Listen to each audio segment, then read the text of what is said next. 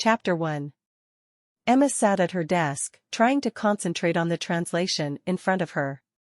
It was for a romance author, and the book was downright boring, and that was saying something from a devoted romance novel reader.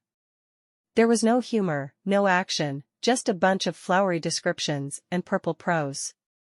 Emma couldn't stand purple prose, which most people thought was the entire content of romance novels. Emma knew better, though. Purple prose was rarely used in good romance novels. She sighed, needing a quick break, and she popped over to Facebook to read through all the statuses there. It took her 5 minutes to become terribly lonely. She shook her head. Envying her friends' love lives did nothing for her. She glanced over in the corner of the room, where her daughter, Josie, was napping on the bed there.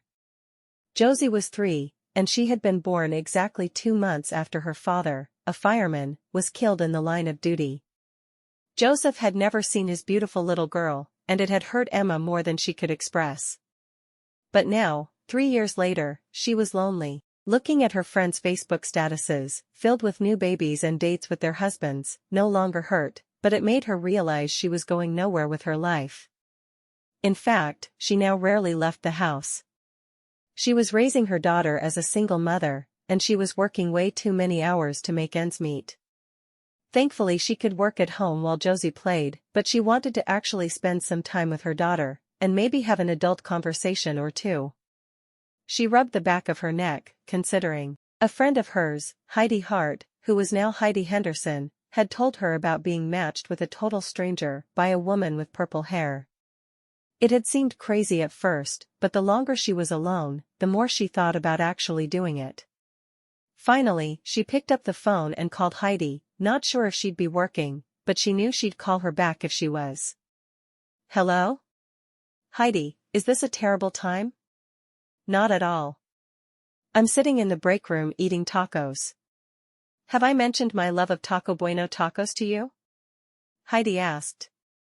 Not in the last 24 hours, Emma answered dryly. She and Heidi had been pen pals back in the 90s and had progressed to email and finally phone calls. They'd only met in person once, but Emma still considered Heidi one of her closest friends. What's the name of that company you used to meet Slade again? Heidi coughed. You made me choke on my taco. Are you actually considering it? I think I am. I mean, I've been alone since Joe died, and Josie is 3 now. I've mourned him, and then I mourned him a little more. I need to move on with my life now, but I'm not sure how to do it. Your purple-haired matchmaker seems to be the key.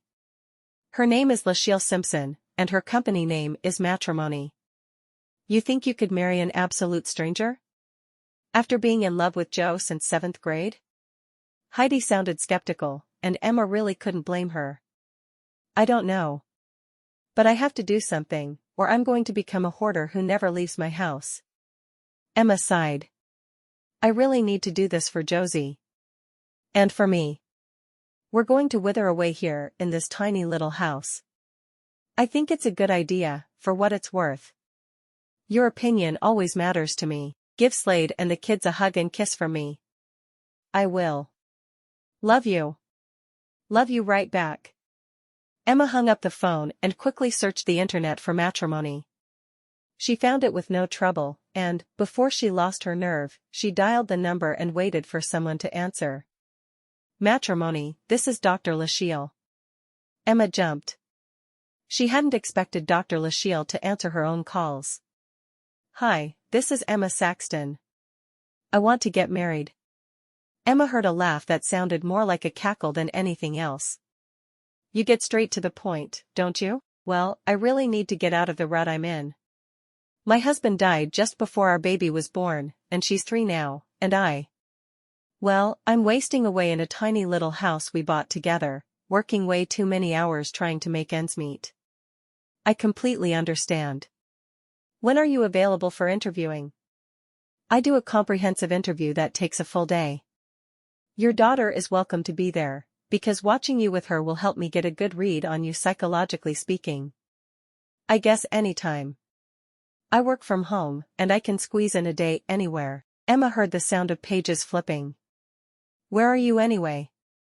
I live in Coon Rapids, Minnesota. It's just north of Minneapolis. How does a week from Saturday sound? I have a wedding to go to this weekend, or I'd be there then. A week from Saturday should be fine.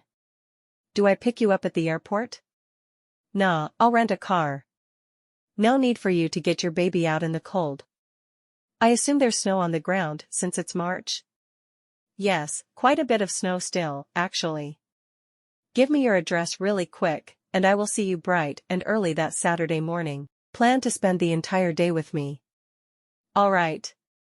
Josie and I will be ready for you. Emma waited until the line had died before she looked at her little girl, sleeping peacefully across the room.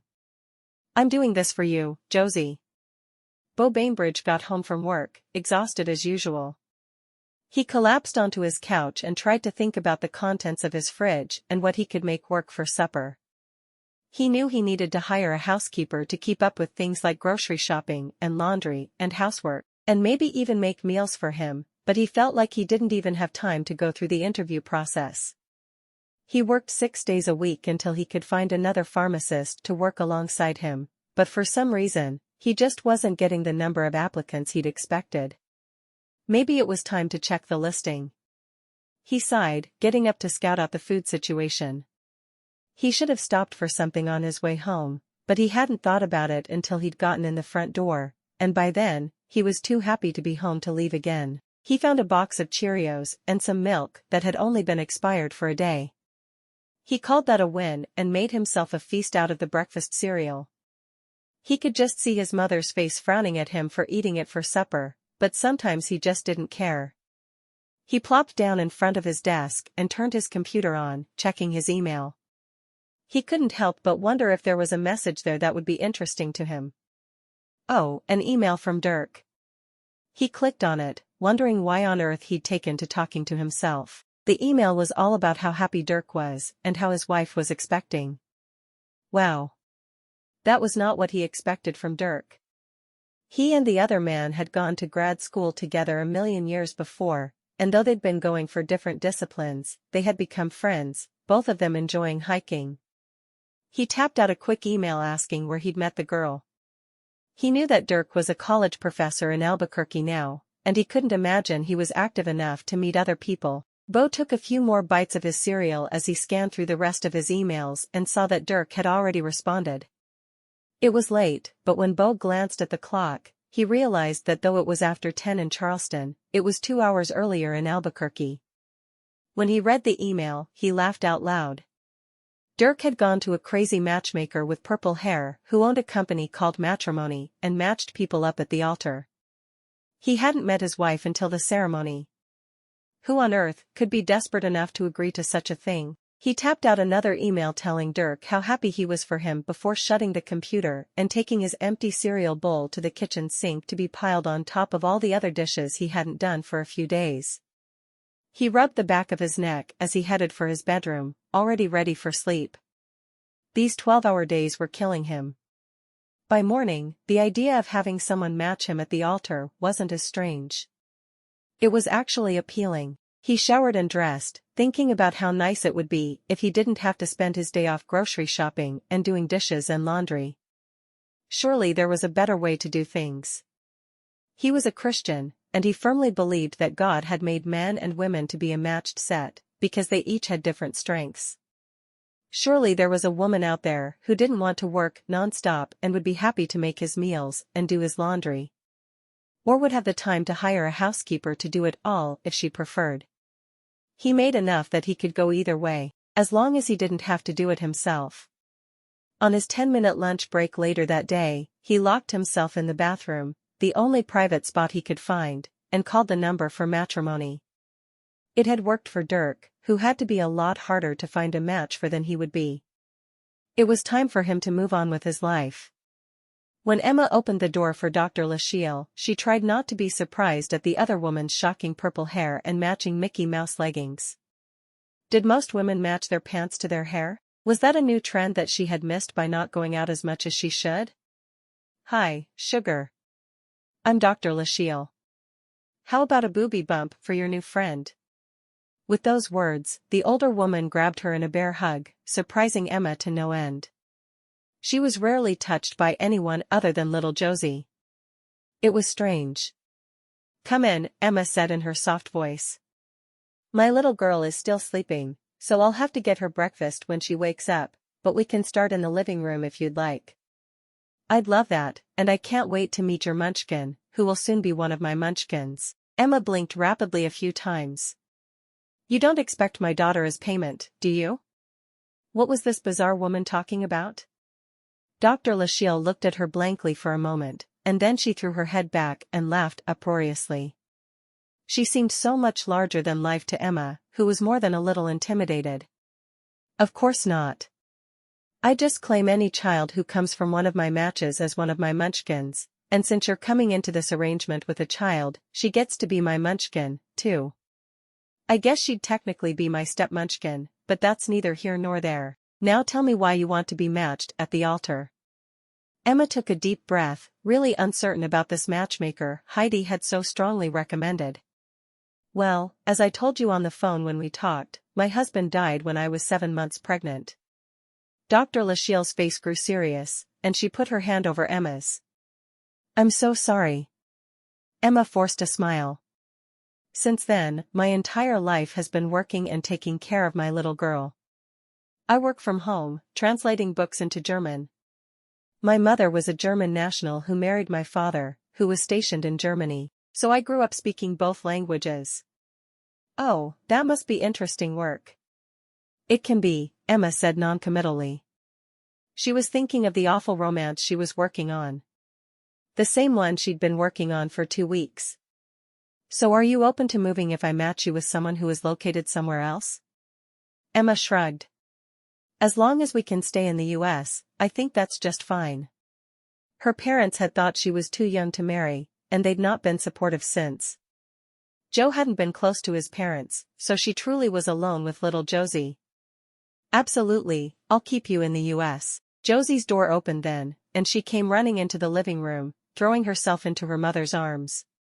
She looked over at Dr. Lachele as if she'd never seen a woman with purple hair before, probably because she hadn't.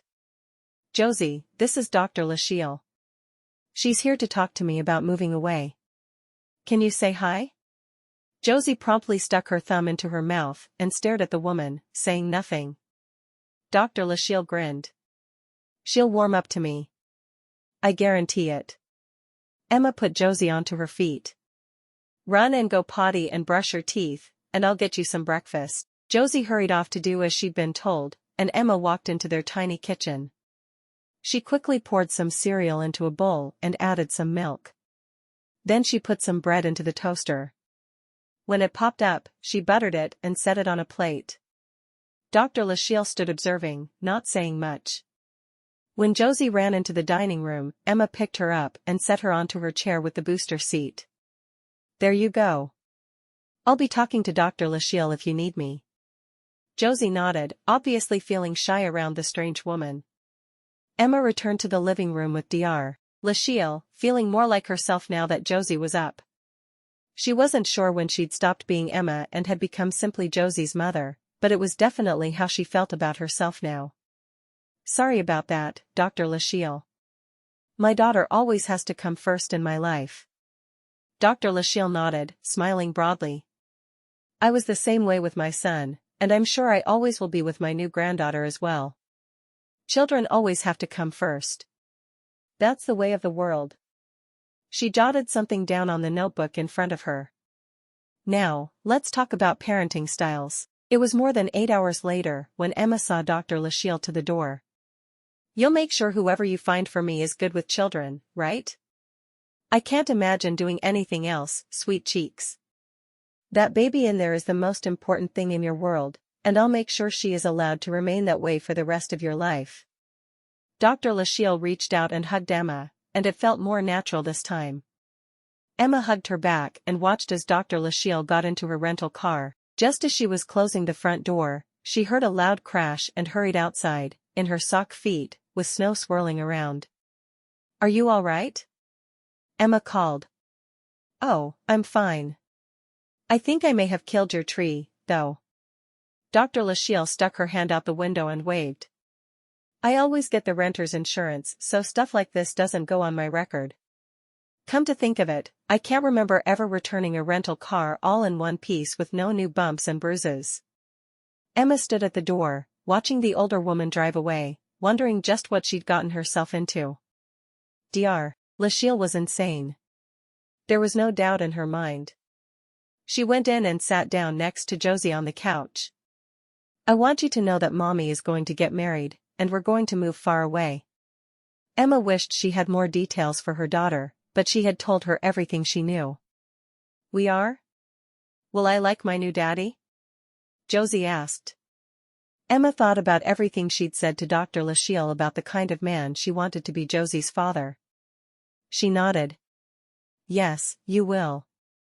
And he's going to love you very much. When she tucked her little girl in a few hours later, Emma couldn't help but wonder how Josie would do with their move and if she would adjust well. She certainly hoped so. Less than 2 weeks later, Emma got a call from Dr. Lachele. I have a match for you. How do you feel about moving to Charleston, South Carolina? I don't know. I've never been there. I've heard it's a historical city. It is. You're going to love it. The wedding is 3 weeks from Saturday, so the first Saturday in April. Get yourself ready, and I'll see you there. Dr. Lachele gave her the name of the church and the time to be there. I can't wait to give you another of my patented booby bumps. Without waiting for a response, Dr. Lachele ended the call, and Emma stood there with the phone in her hand, wondering for the millionth time what she was doing. She took a deep breath and nodded. She was going through with it. She'd committed, and that was that. Picking up the phone, she called a friend of her mother's who was a real estate agent. Kathy? This is Emma. I need to sell my house. The market is good, so we can do it easy. I'll be there in 2 hours to take pictures. Emma looked around at her home. It was clean but cluttered. I'll be ready. She rolled up her sleeves and got to work. There was nothing more motivating than having a child who liked to eat. Chapter 2. On the morning of her wedding to an absolute stranger, Emma sat in the back of the church with only her daughter for company. She'd bought a new-to-them dress for Josie and had her hair fixed perfectly. She looked the part of a little flower girl, and she was loving how fancy she looked.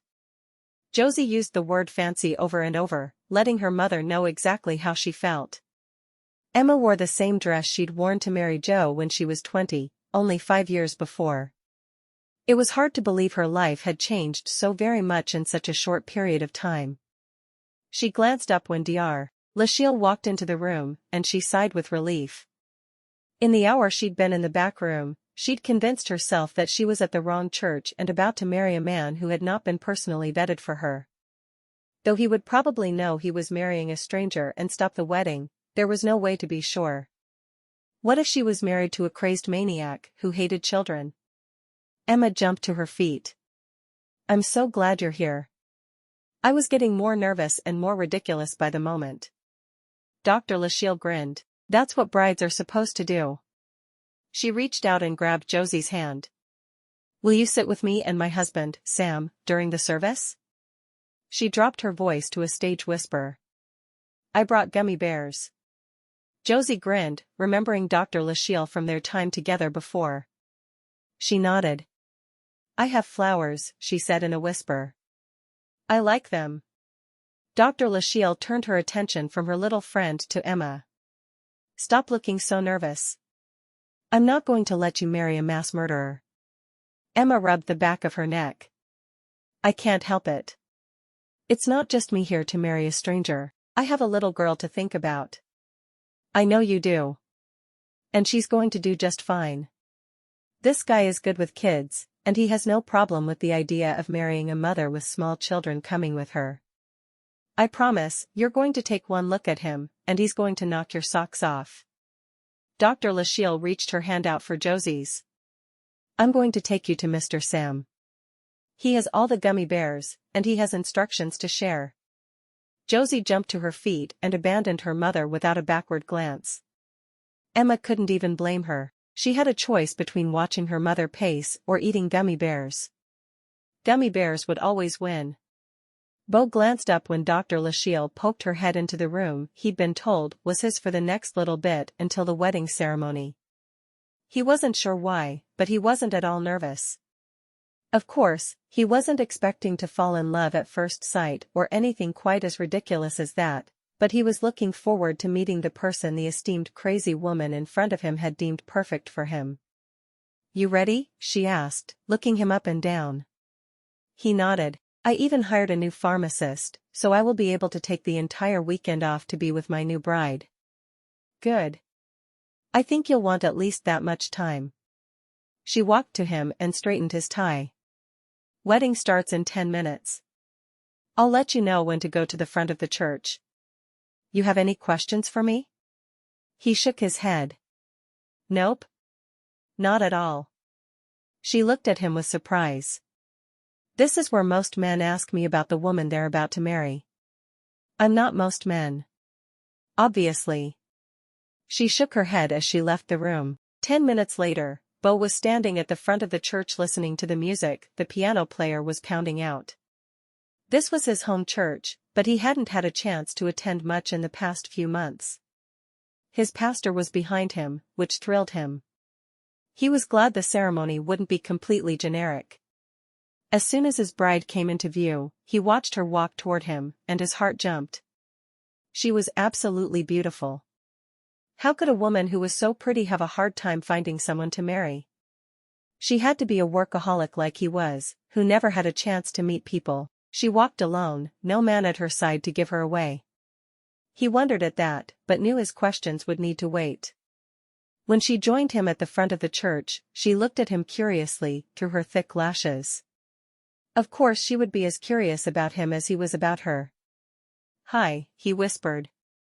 "Hello," she said, her mouth curving up slightly in a smile.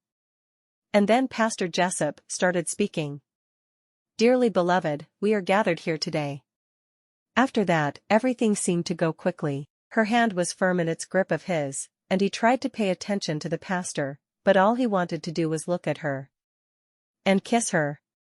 He really wanted to kiss her. If looks were all that was important, then Dr. Lachele had knocked this match so far out of the park, the ball had hit a passing comet. When the pastor finally said, "I now pronounce you man and wife, you may kiss your bride," Beau didn't hesitate. He turned to her and pulled her fully against him, pressing his lips to hers. He heard laughter, but it seemed as if it came from a far-off place as he kissed her with everything inside him. After a moment, the pastor cleared his throat. "Save that for later, Beau." He lifted his head, his eyes a bit glazed. "You pack a wallop." She laughed. "I would say the same to you." She liked the musical lilt of the Southern in his voice. She didn't know why she hadn't expected it, but it was a bit of a surprise. As they walked together toward the back of the church, she stopped next to Dr. Lachele and the man he assumed was her husband, reaching for the hand of the little girl with them. The girl accompanied them to the back of the church, where they closed the door as they sat in a small private room. "Well, who's this?" he asked, a smile on his face. He'd agreed to marry someone who had small children, but he hadn't expected it to really happen. Emma looked down at her daughter. "This is my little girl, Josie. She's 3. He squatted down until he was eye level with the child. She was a surprise, but a pretty one. Her blonde ringlets made him want to stick his finger into them. "Hi, Josie. I'm Beau. Mama said you're my new daddy." "I am." He glanced at her mother, who smiled slightly. He wanted to ask where her daddy was, but he was afraid that would need to be a private conversation with her mother later. "What do you like to do?" Josie shrugged. "Play." "Good answer." "I like to play sometimes, too. I play video games when I have time." "Do you ever play video games?" She nodded, her ringlets flying. "I like to play with my leapster." "Wanna see it?" "I don't know what a leapster is, so sure." Emma pulled the handheld video game out of her purse and gave it to her daughter to show Beau. Josie showed him how to turn it on. "This game is Letter Factory. It's my favorite. It looks like a lot of fun. Maybe we can play it together later." The door opened just a bit, and Dr. Lachele popped her head in. "Why don't I get Josie a snack while the two of you talk for a bit?" Emma nodded, smiling at Dr. Lachele. "That would be really nice." As soon as her daughter had left the room, Emma looked at Beau. "You weren't expecting her. I could see the surprise on your face, but Dr. Lachele said you'd agreed to someone with small children." "Oh, I did. I just didn't expect it to happen. I love kids, and I'm thrilled to have her. I have this huge house overlooking the ocean. I grew up there, and my parents are traveling the world now. The house feels empty with just me. You two will fill it up." She smiled at that. "Let's sit. Tell me what you do." "I'm a pharmacist. I have all the good gossip on what drugs everyone takes, but I can't tell. It's a hard way to live." His face was so serious, she burst out laughing. "I think I like you." "Good, because I think I like you, too. Where's Josie's father?" The question had been plaguing his brain since he'd first seen the little girl. "I got married at 20, and we got pregnant fairly quickly. My husband was a fireman, and he was killed in the line of duty 2 months before Josie was born." She shook her head. "I'm afraid I became something of a recluse after that. I've been working from home and doing everything I could to make ends meet ever since. Joe had life insurance, but it just wasn't enough to do a whole lot. I'm sorry you lost him so young." "Thank you. We met in junior high, and we decided to marry in 8th grade. My mother was mortified when we actually went through with it." He smiled at that. "I can understand that." He shook his head. "So what have you been doing working from home?" "I'm a translator from English to German, and occasionally from German to English. I translate all sorts of fiction books." "Do you enjoy it?" he asked. She grinned. "Depends on the book. The one I'm doing now is absolute torture. It's a horror story with people dying in some gruesome way or another on every other page. I'd rather gouge my eyes out." "How many translations do you do in a year?" He couldn't believe how curious he was about her occupation. It wasn't something he would ever dream of doing, but it was part of her, so he was interested. "It depends. This book is over 500 pages, so it's going to take me several weeks. Sometimes I'll get a 100-page novella, and those I can do in a week or 2. I hope you get paid well for this." Emma shrugged. "Josie's never gone hungry. She had a few times, but only for a day or 2. "Glad to hear it. Do you plan to continue working?" he asked. She blinked in surprise. "I guess I just assumed I'd need to." He shrugged. "You can, but you don't have to. I don't have a house payment, so most of my salary goes into savings. You could quit or keep going. If you keep working, I'm going to insist you hire a housekeeper so you won't wear yourself out." "That's not something I would argue with. Honestly, even if you do quit, you're welcome to hire a housekeeper. I don't care. You have a little girl who needs your time and attention. I would think you'll want to put her in some activities now that you're settling down here." Emma's jaw dropped a little. "Activities?" "Sure, like dance or gymnastics or softball. What do little girls do?" "You wouldn't mind?" "I'd be running a lot to take care of her." "I wouldn't mind at all." "I don't know why I would." She sat back for a moment, contemplating what he was telling her. "Are you telling me that you wouldn't mind if I quit my job, hired a housekeeper, and spent all my time being a mom?" He chuckled. "That's exactly what I'm saying. It won't hurt me. I'd fulfill any work obligations you have first, in case you ever want to go back to it for some reason, but you don't have to work if you don't want to work. Bottom line." A slow smile spread across her face. "That's amazing. Thank you." "You're very welcome. Now, let's talk a little about the weekend. I finally hired someone to work with me, and I get to take the entire weekend off. I was thinking about a weekend in bed with only trips to the kitchen to refuel, but that's not going to work with Josie. Josie's little. Taking her to McDonald's and shopping at Walmart for new Barbies is her idea of a good time. We don't need to do anything special, and we can still have a weekend in. Do you have a smart TV? We'll just pop something on the TV with a new Barbie, and she's set for a good long while. He chuckled. You don't think I need to take her somewhere amazingly fun? Trust me. Walmart is all the girl needs. He wrapped his arm around her shoulders. What about her mama? What does she need? Well, maybe we could go to supper tonight. It would be really nice not to have to cook on my wedding day. Emma shrugged. I'm almost as simple with my needs as my daughter is. Wow. That's hard to believe. I stood at the front of that church, watching the most beautiful girl I'd ever seen walk down the aisle toward me, and all I could think was, I need to shower her with expensive gifts. And here you are telling me you consider not having to cook on your wedding day a gift. You're sending mixed signals, and I'm not quite sure what to do about it. Emma laughed. Well, I guess you could take the two of us to McDonald's for dinner and hit both of our needs, and then take us to Walmart. The Barbie aisle is calling. He chuckled. Well, I guess that's what we'll do. But why don't we take Josie to supper at McDonald's, and we'll order something for us from Grubhub when we get home. They'll deliver, so no one has to leave to get it. And we'll have a nice grown-up meal that doesn't have MC anywhere in it. A meal out without MC in it? Are you kidding me?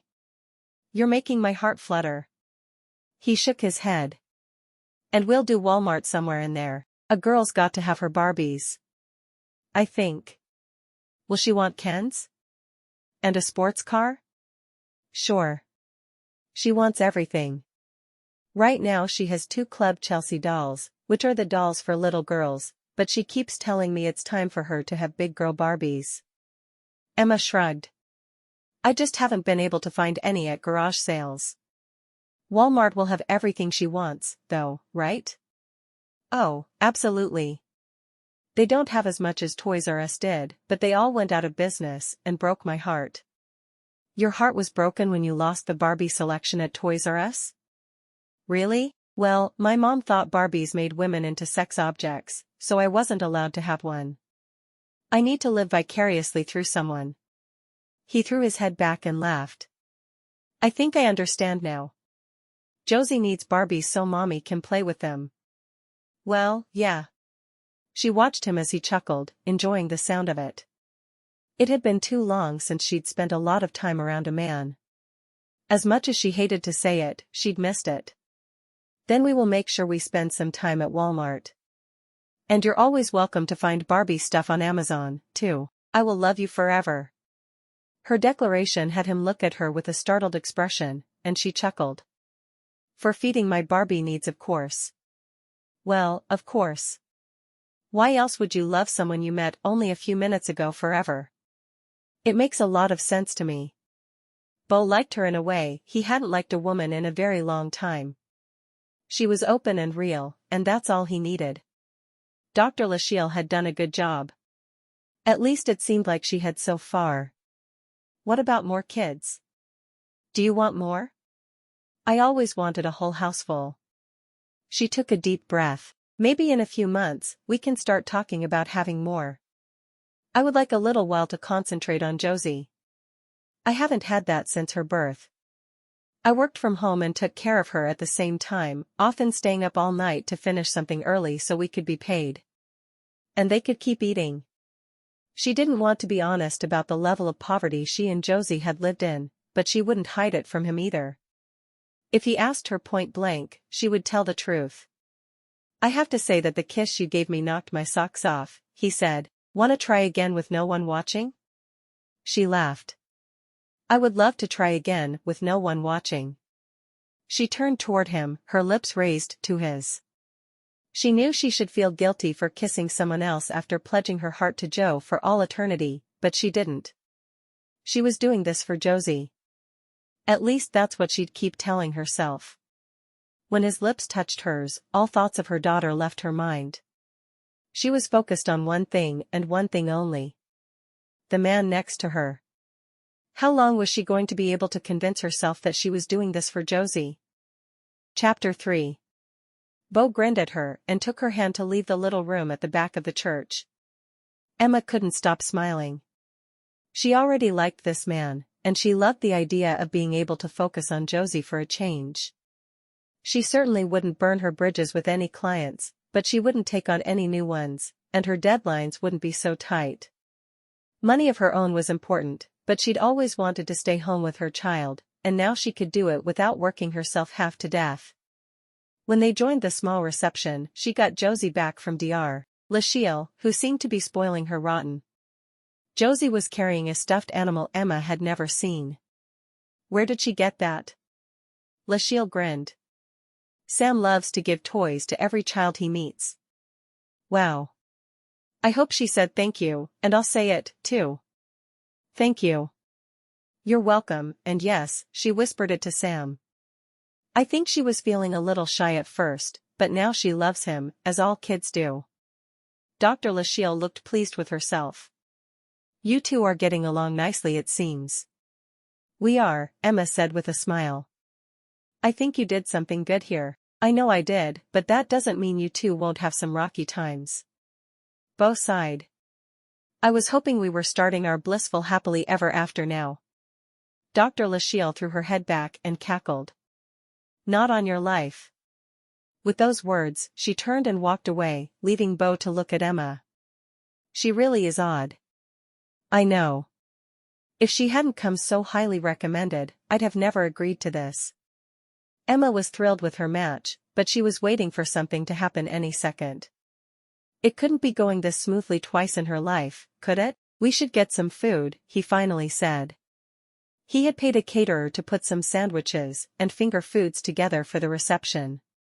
He had no idea what they'd ended up serving.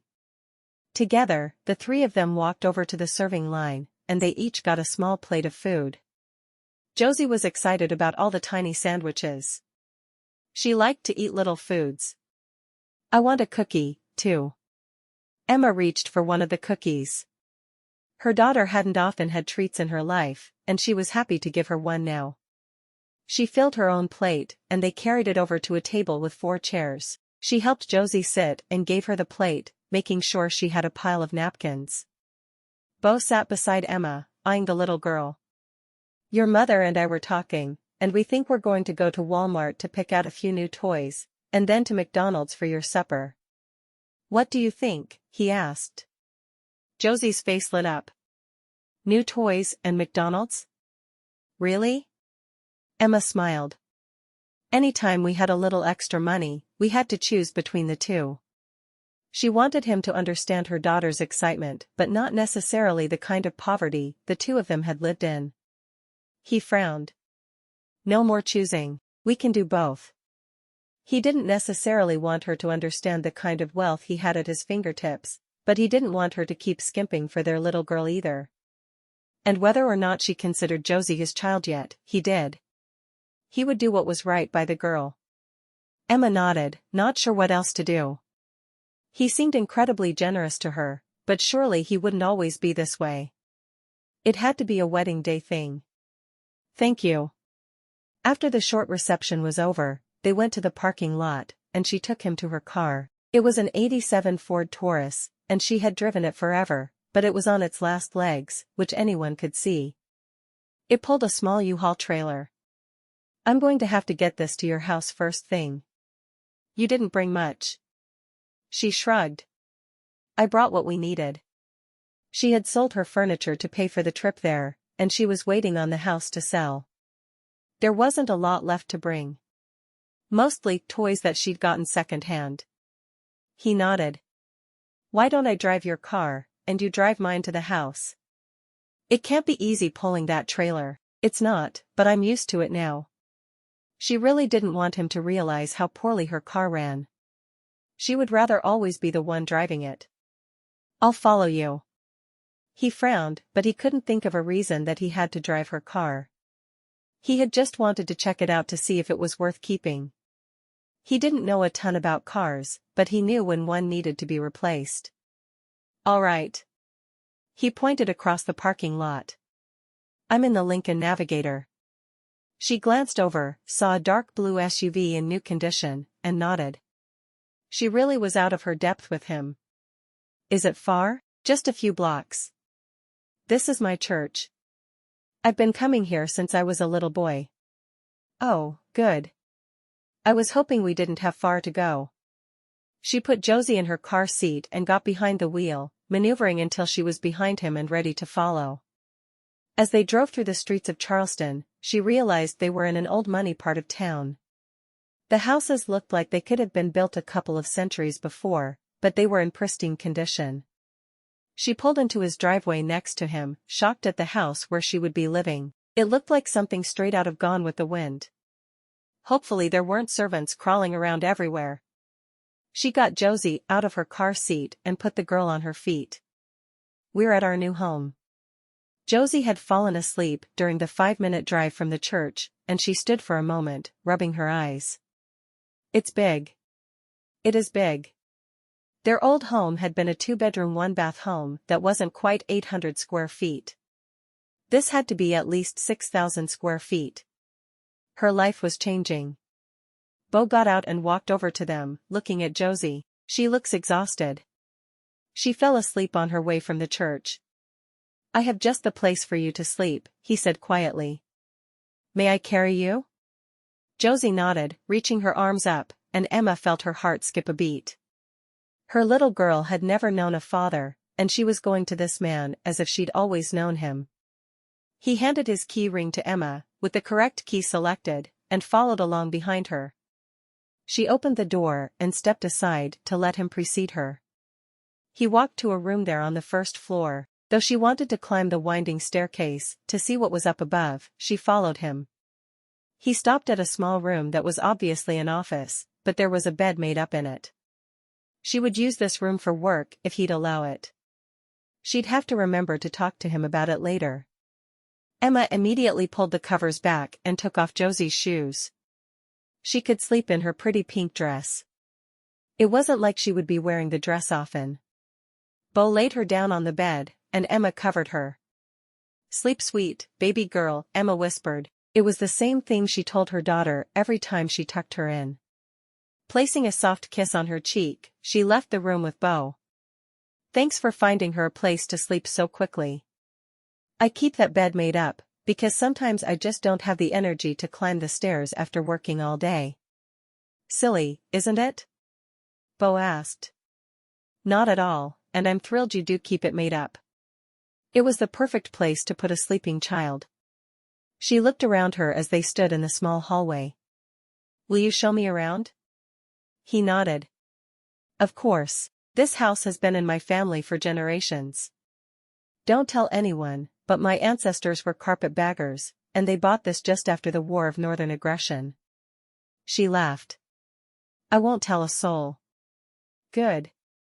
You'd ruin my reputation.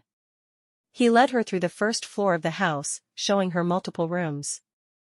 Most of these were meant as servant rooms, but the housekeeper retired shortly after my parents did, and I had no desire to keep a housekeeper on for just me. I was thinking it would be too much of a luxury to have a housekeeper, but with a house this size, we might need to.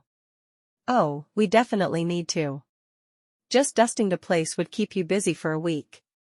No, hire a housekeeper and then a cleaning service to come in every week as well. There's no need for you to break your back trying to keep up with this monstrosity. She frowned. You don't like the house? Oh, I love the house. I've lived here my whole life except for the years I was off at college. It just feels so big with me being the only person living here, and I was an only child, which made it strange as well. My parents will come through and stay here for a week or two, but then they take off again. Do they know you're married? She asked. He shook his head. I didn't want to have to explain the circumstances, so I didn't tell them. Did you tell yours? My parents wrote me off when I married at 20. They told me I was too young, and I didn't listen, so they made it clear I was on my own. Even after Joe died and I was 7 months pregnant, my mother wouldn't come to the birth. That's really sad. I'm sorry. Beau looked down at her, realizing what a tough time she must have had of it the last couple of years. I hope to make the rest of your life a whole lot happier than it's been so far. She smiled. I have a feeling if anyone can do that, it will be you. That statement earned her a kiss. Now, let's see this place, he said. I want to show you everything. As they walked, she thought about how things could be improved. Once they were upstairs, he showed her the master suite. It consisted of a huge bedroom, his and hers walk-in closets, complete with a vanity in hers, and a large bathroom with a separate tub and shower. This is amazing. Beau took her hand then and led her to the side of the bed, sitting down and patting the spot beside him. I know we haven't discussed sex yet. And I can understand if you feel weird about making love tonight. How are you thinking we should proceed? Emma took a deep breath. I think we should begin as we mean to go on. If this is going to be a real marriage, and I think both of us want it to be, we should be sleeping together and doing whatever comes naturally immediately. He grinned. I was hoping for that answer, but I sure wasn't expecting it. I will tell you right now. If marriage was only based on mutual attraction, we would be extremely compatible. She laughed. I agree. I haven't felt this way with a man in a very long time. He cupped her face in his hands and kissed her softly. He wanted to do more immediately, but he also knew they might not have a lot of time while Josie slept, and he wanted to be able to take as long as possible. Let's finish our tour. She wasn't sure if she was disappointed or thrilled that he was waiting until later. She followed him to the room right next to theirs and discovered what she considered a treasure. It was a room, complete with a window seat and a twin bed, for a child. Do you mind if we put Josie in here? She asked, moving her hand along the wood on the window seat. She was surprised at the amount of dust, but why would other rooms be cleaned? He hadn't needed this room in any way. I think that would be perfect. She smiled. Wonderful. I want to make cushions for the window seat and pretty curtains for the window. You could buy those things and save your time for Josie, he suggested. She sighed. I guess I could. I'm used to doing anything I can myself to save those pennies. You don't really have to do that anymore. I'd rather you saved your time for things you enjoy doing. If you enjoy sewing, then do it by all means. If you'd rather spend your time sitting on the floor with your daughter playing with Barbies, you're welcome to do that. You've already discovered my secret? She asked him, frowning. What secret? That I love to play with Barbies with my little girl. Oh, by the look on your face when you talked about getting her Barbies, I didn't think it was a secret. He smiled, leading her from the room and down the hall. By the time they were done, she'd counted 11 bedrooms and 15 bathrooms. This house is huge. I bet some of the bathrooms haven't been used in years. She tilted her head to one side. Or do you alternate so none of the bathrooms feel jealous that they're not used? He laughed. I limit myself to 2 or 3 and alternate between those. That's probably smart. She shook her head. I want to have everything cleaned and dusted, but I have a couple more books to finish translating. I really do think I'm going to need to get a housekeeper and maybe a cleaning service. This place is huge. I'm all for it. Seriously, I will set up an account for household expenses, and you just do what you need to do. Including cushions and curtains for Josie's room. If you want to get her special furniture, that's fine. And you should choose another room for her as a playroom. I have a feeling she's going to need it. She stepped close to him, putting her hands flat against his chest. Thank you. I don't know how to tell you how much your generosity means to me. He shook his head. Is it really generosity when I'm doing it for my family? Taking her hand, he pulled her toward the stairs. I want to show you the backyard. I think you're going to love it for Josie. He was right. She loved every bit of it. In the center of the yard was an Olympic-sized pool. It's heated, so as soon as it's warm enough outside, it's fine to swim. I have a pool guy who comes every week when the weather is warm to keep it up. I don't think I've been swimming in 2 years, but it's available. She shook her head, thinking about how much he could have saved by doing it himself or just letting it go since he didn't use it. She said nothing, though. Following him through on a trail through the trees and landscaping of the backyard, she spotted a small playhouse. Is it still in good shape? She asked, walking over and running her hand over the side of the building. He smiled and nodded. Absolutely. This was my playhouse when I was a little boy, and it's always been kept up well. I knew if I ever had children, I'd want them to be able to play in it. He opened the door, and she stuck her head inside. It's so cute. There was a loft and a little kitchen that had been handcrafted. Who made this? Beau grinned. My dad always loved to work with his hands. He was the CEO of several car dealerships here in Charleston, but on his days off, he would build things with his hands. I spent a lot of time in here. Even slept here a few nights. Emma shook her head at Beau. Don't tell Josie that. I don't want her to get any ideas. She's way too young for campouts, and I'd feel the need to sleep out here with her. I won't say a word. But she'll think of it on her own soon. I'm sure she will. Emma grinned. It needs a good cleaning, but that would only take an hour or two. I'm so excited to show it to her. And the pool. She knew Josie loved to swim, and she'd taught her as much as she could on her own. Swim lessons would need to be in their future. I love the idea that she's going to be playing in all my favorite places here. He took Emma's hand and led her back toward the house. Me too, actually. You're going to make a good father. I hope you realize that. I will do my best. I feel a little out of my league, but I'm thrilled to have a little girl of my own. Emma felt a flutter inside. How on earth could he already see Josie as his? They'd only met a few hours before, and already he spoke of her with love.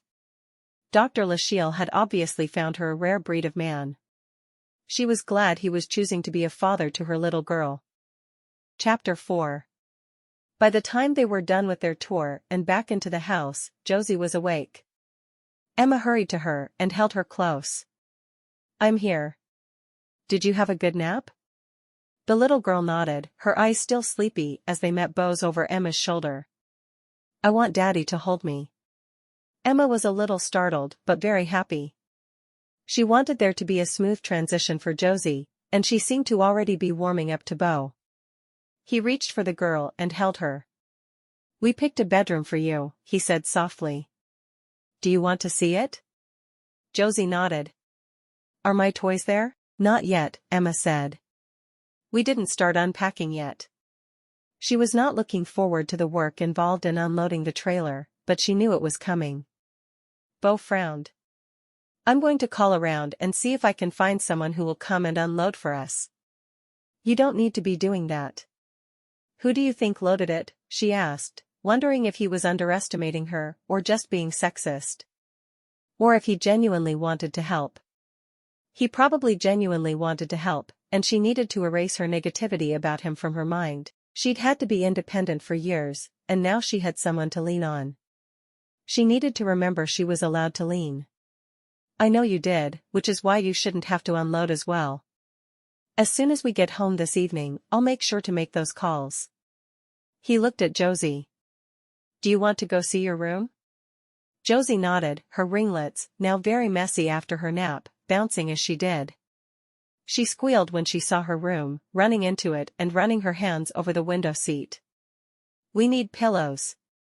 I know. Emma replied. We'll find some that will look nice. What color do you want your room to be? She already knew the answer, but it was always nice to be asked.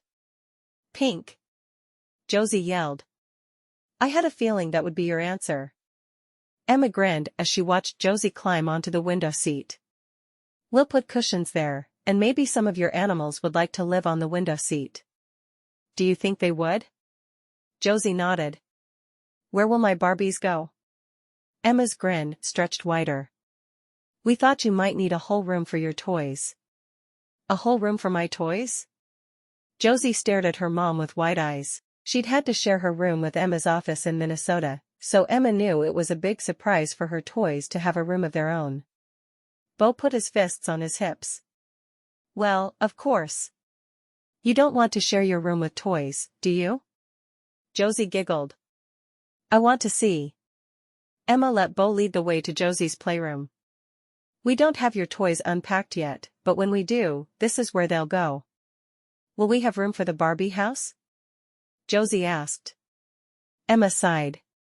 Josie had wanted a Barbie house for a while, but she had kept putting her off by saying they didn't have room. There just wasn't money for the house.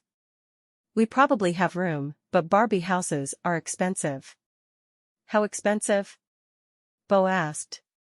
The one she wants is around $100 new, and I haven't been able to find a used one.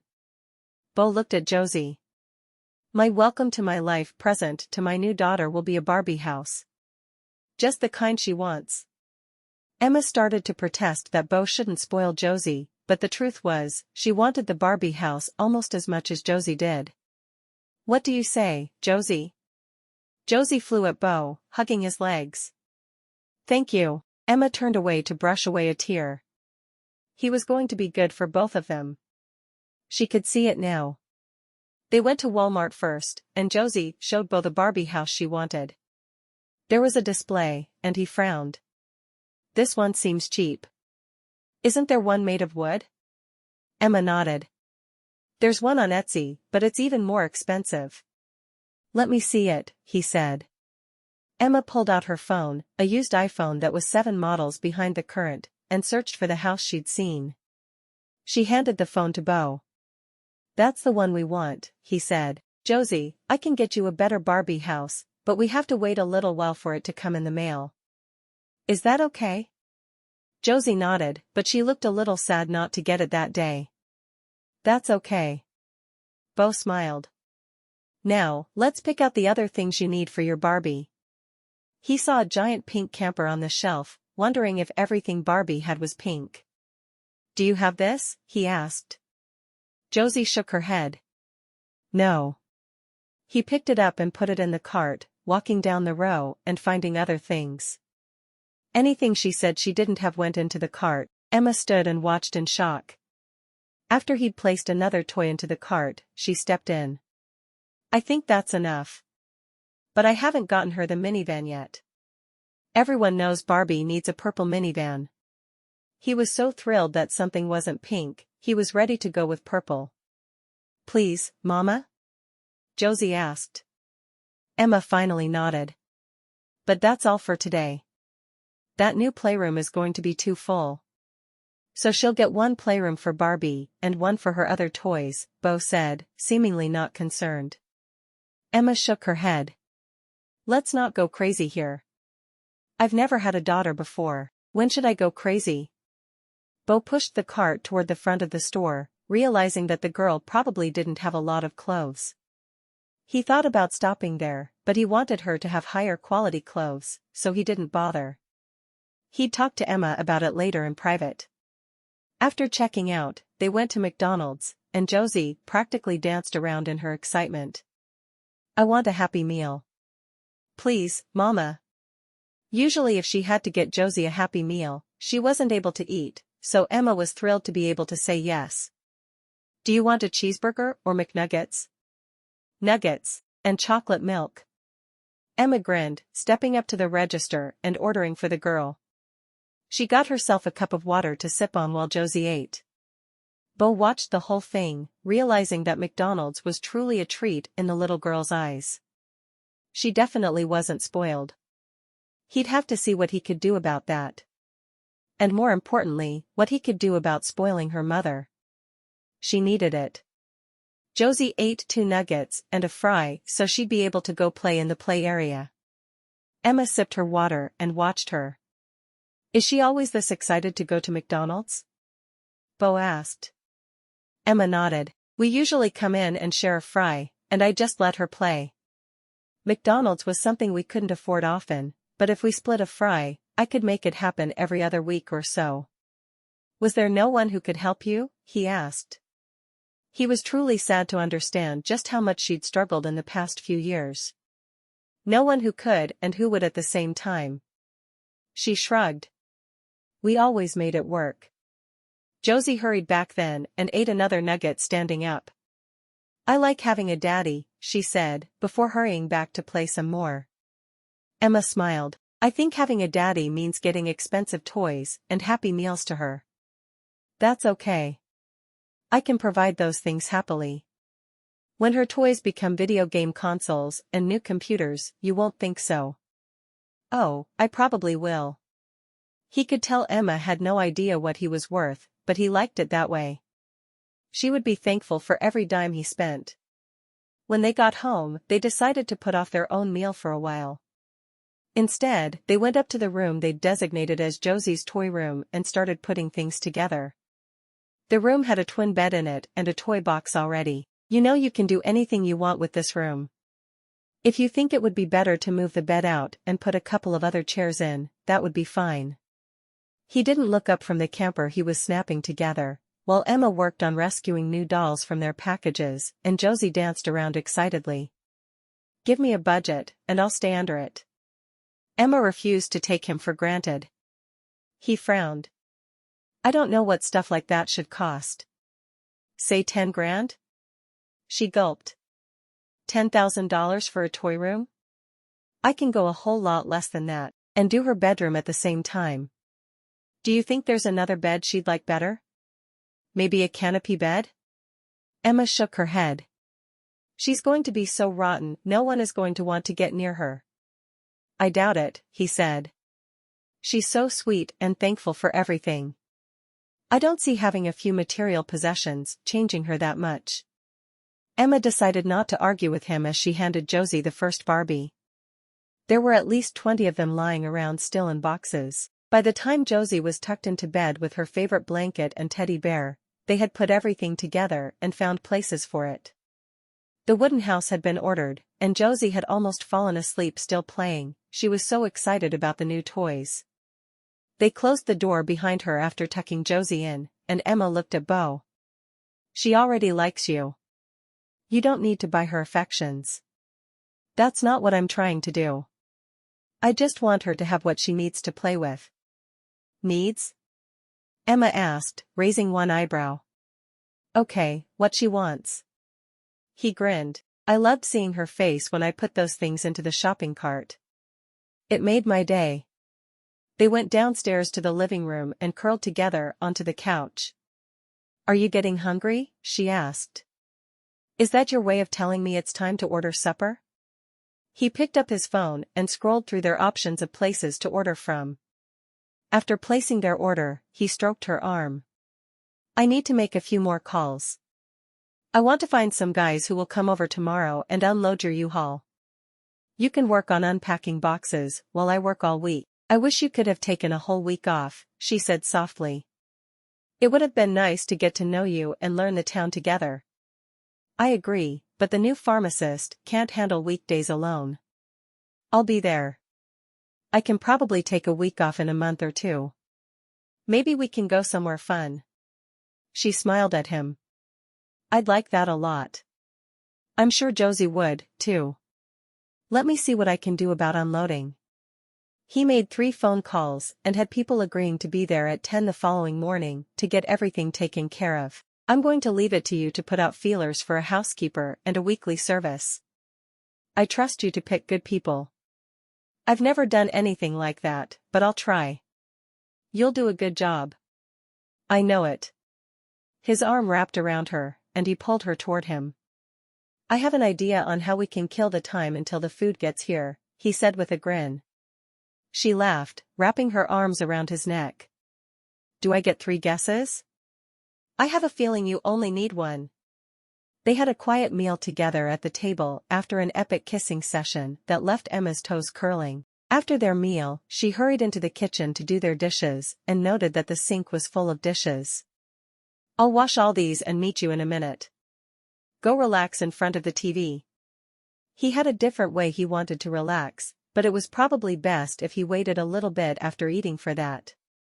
He went into the living room and caught the end of a basketball game.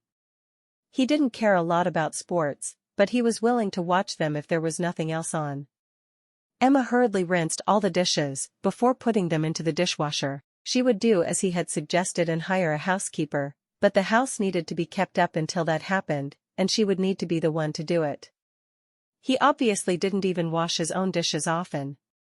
All at once, she loved the idea of doing things for him, because of all the nice things he'd done for her and Josie. He would truly be a good husband to her, and it was quite obvious.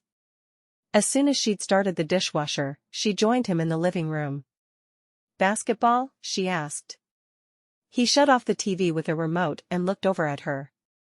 It was on, he said. Did you find your way around the kitchen? She'd had to both empty and reload the dishwasher, but she'd been happy to do it. I think so. I hope I didn't put anything away in the wrong place. I'm sure it's fine. He got to his feet and took her hand. Let's go upstairs. She smiled. Have you got an activity in mind? I'm not sure I'm tired enough to sleep yet. He laughed. I think I might. It was strange how comfortable they felt together so quickly. He'd expected, and dearly hoped for, passion between them, but the easy camaraderie they were already feeling was completely unexpected. He was thankful she'd been married before, because she seemed to understand how things should work. When they got to their room, she grabbed something from a small bag they'd carried in and disappeared into the bathroom.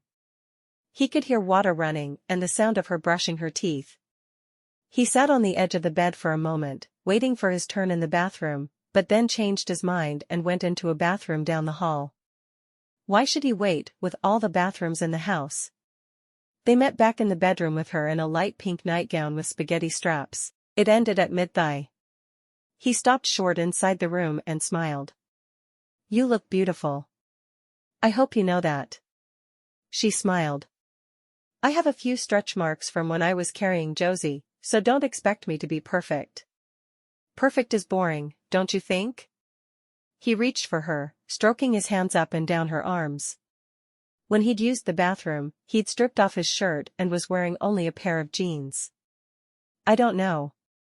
You look pretty perfect to me, and by the way my heart is beating, I'd say I find it anything but boring. He grinned, leaning down and pressing a kiss to her lips. You're perfect to me. As soon as they touched, things progressed quickly. He soon had her on her back on the bed, his hands roaming all over her. He pressed a kiss to her neck, just where it met her shoulder, and smiled when she shivered with pleasure. You like that, don't you? Obviously, she said, grinning. Why is a man like you still single? She hadn't meant to blurt out the question, but she hadn't been able to help herself. He raised his head and looked down at her. You really want me to answer that now? She giggled. Well, I am curious. He sighed, shaking his head. I work too much to meet anyone. I have lived here my entire life, but there's no one special to me. There was a girl in college I thought I'd marry, but she ended up marrying a friend of mine, so that didn't work out. I guess the right woman just hadn't crossed my path. He wasn't sure he would have recognized her as the right woman, but it was obvious that she was. You don't work too much to have a wife and daughter, though, she asked. You may think I do, he said softly. I do work an awful lot of hours. I did my best to put things in place where it wouldn't be quite as bad for a while. We'll make anything work. I'm used to being alone and having no conversations other than with a 3-year-old. It's hard, but I've managed it for long enough that I'm not afraid to do it again. He leaned down and pressed his lips to hers again, deepening the kiss quickly. She was his dream woman, and she'd been found by a crazy purple-haired matchmaker and sent to him all but gift-wrapped. He couldn't be happier. As they made love, Emma was surprised by how gentle and loving he was. He was such a large, strong man, she'd expected him to be more of a bull in a china shop type, but he was anything but. Afterward, she lay with her head cradled on his shoulder. That was nice, she said, yawning softly. Nice? I guess I will need to up my game with you, then. She laughed. You think? I'll keep my eyes open for you upping your game, then. You should. Next time I'm going to knock your socks off. I'm not sure if you noticed, but I'm not wearing anything, including socks. I guess I did. Beau kissed her again, happy with the woman beside him and the life of loving she represented to him. Chapter 5. As soon as Emma heard Josie moving around in the next room, she jumped up and got dressed. Beau eyed her sleepily from the bed. Where you going? Josie is up. I get to go play mommy. I'll see if I can scrounge up some breakfast from the contents of your fridge. He groaned. You won't be able to. Not until some major grocery shopping is done. He reached for his phone to check the time. It's almost 10. I can't remember the last time I slept this late. I'm going to hurry and shower, and then I'll meet you downstairs. The guys should be here to get the boxes in at any minute. Ugh. Emma hurried from the room and found Josie, who looked a little confused. We're at our new house, remember? With my new daddy? Yes, your new daddy is here, too. Emma sat down beside her daughter on the bed, cuddling her close. I want to play Barbies, Josie said, seeming to wake up a little more. Emma laughed. I think we have other things we need to do first, but we will definitely be playing a lot of Barbies. Emma would never tell Josie, but she was almost as excited as her daughter was to play with all the cool new things they'd gotten for her Barbies, including an ambulance. Why did Barbie need an ambulance? What do we have to do first? Josie asked, pouting a little. Well, Daddy said we need to go grocery shopping before we could make breakfast. So I think it's time we went grocery shopping. Are you hungry? Josie nodded. Maybe we could eat and then play Barbies. There are also people here bringing in all of our boxes. Then we'll have our clothes, and all of your toys. Emma knew that Josie was happy with the toys they'd kept out and all of her new ones, but she hoped she would remember something from the boxes she wanted to play with. My Chelsea dolls are there. They should play with Barbie, shouldn't they? Chelsea was a young sister of Barbie who was more for little girls. They definitely should. Everyone should play with Barbie. Emma looked up to see Beau watching them. I guess we need to get you dressed so we can go to the grocery store. Beau made a face. How about we go out for breakfast, and we get groceries when we're done? I was thinking about all of us going to the aquarium today, but I think that's going to need to wait until next week. Emma nodded. Yeah, we have lots to do today. The doorbell sounded, and Beau looked over his shoulder, as if he thought he could see who was there. I'll go get that. I'm sure it's the guys to carry the boxes. Sounds good. While you're doing that, I will get Josie dressed. He hurried away, and Emma looked in Josie's bag for clothes. She held up a pink shirt and a pair of jeans. How about this? Josie nodded. That works. Emma had learned early on that if Josie had a choice in the clothes she wore, she rarely took them off and left them scattered throughout the house. She quickly dressed her daughter and put her hair up in a ponytail. There. Now you look like a princess. Do princesses wear jeans? Josie asked, looking down at her pants. Only when they're going to the grocery store. Josie seemed to accept that for an answer. The two of them headed toward the stairs, only to be stopped by a row of men carrying boxes toward the bedrooms. Which bedroom is Josie's? The first man asked. Emma pointed to where things would go. If it's labeled Josie's toys, move down one room. The man nodded, seeming to understand what she was saying. Emma hurried down the stairs. Maybe you should pick up McDonald's for breakfast, so we can be here making sure everything is done right. More than anything, Emma worried some of his things would be stolen. The place was like a museum. You like McDonald's breakfast? He asked. In my opinion, it's the only thing on their menu worth eating. Josie likes their bacon McGriddles, and I'll take the McGriddle meal with coffee to drink. He shrugged, heading for the door. It made sense to go to McDonald's with all they had going on, but he'd been hoping to take her somewhere nicer. Just as they finished eating their breakfast, the men with the boxes finished up. We're all done, the man who had spoken to her earlier said. Emma reached for her purse to pay them, but Beau stopped her. I got this.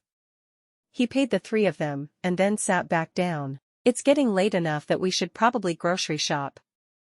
Emma nodded, getting a pen and paper from her purse. So what kinds of food do you like? She asked. He frowned. There's very little I don't like. If you make it, I will eat it. Emma wondered how she could feed an adult male and Josie, who preferred all of her foods to be simple kid foods, at the same time. I may make Josie an earlier meal and then cook for the two of us. Why? He asked. That sounds like double work. I just have this feeling that you want to exist on more than fish sticks, mac and cheese, and hot dogs. If I'm wrong, go ahead and tell me. He laughed. That makes sense. But maybe you could make sure she eats at least a bite of what you make for us. I will. She's always had to have a bite of any grown-up food I made for me, right, Josie? Josie nodded, wrinkling her nose. I like my kid foods. Well, sure, but how will you ever learn to eat grown-up foods if you don't try them? I guess. He laughed, shaking his head. Do you want to stay here with me while your mom grocery shops? Or should we all go together? We should all go together, Josie said. She buys me more stuff when I'm with her. I'm sure that's right. He grinned at Emma, who was busily writing out her list. I like to just go through the store and grab everything that looks good to me. But we'll spend a lot more money that way. Emma protested. So? I also get everything I want to eat. She sighed. Why don't I write out the basic things I need for meals, and we can grab snack stuff for you too as well? What about you? You don't eat snacks? Snacks are usually pretty expensive. I'll go without. We can afford for you to have snacks, he said calmly. I'll think about it, then. She finished her list and stood. Let's do this. Oh, I need to take the trailer back today, too. He sighed. There's a U-Haul place near my favorite grocery store. We'll go there and drop it off and then shop. Sounds good. She reached in her purse for her keys. Do you want to follow us? Or I'll take my car? It makes more sense to all take your car if you don't mind that. I'd rather take mine, of course, but we need to get the trailer back. He held his hand out for her keys. I'll drive. Are you one of those guys who thinks men should always drive and women should be meek and mild and sit beside them while they do? Well, you don't have to be meek and mild while you let me drive. Keys? She sighed, handing him her keys. I have a feeling you're going to be a pain in my backside sometimes, Beau. He shrugged. I know Charleston better than you. It makes sense for me to drive. Fine. I've always wanted to take my shirt off in a moving car and wave it out the window while screaming yoo-hoo. Thanks for the opportunity. He shook his head at her. Not in front of my daughter. He headed for the front door without another word.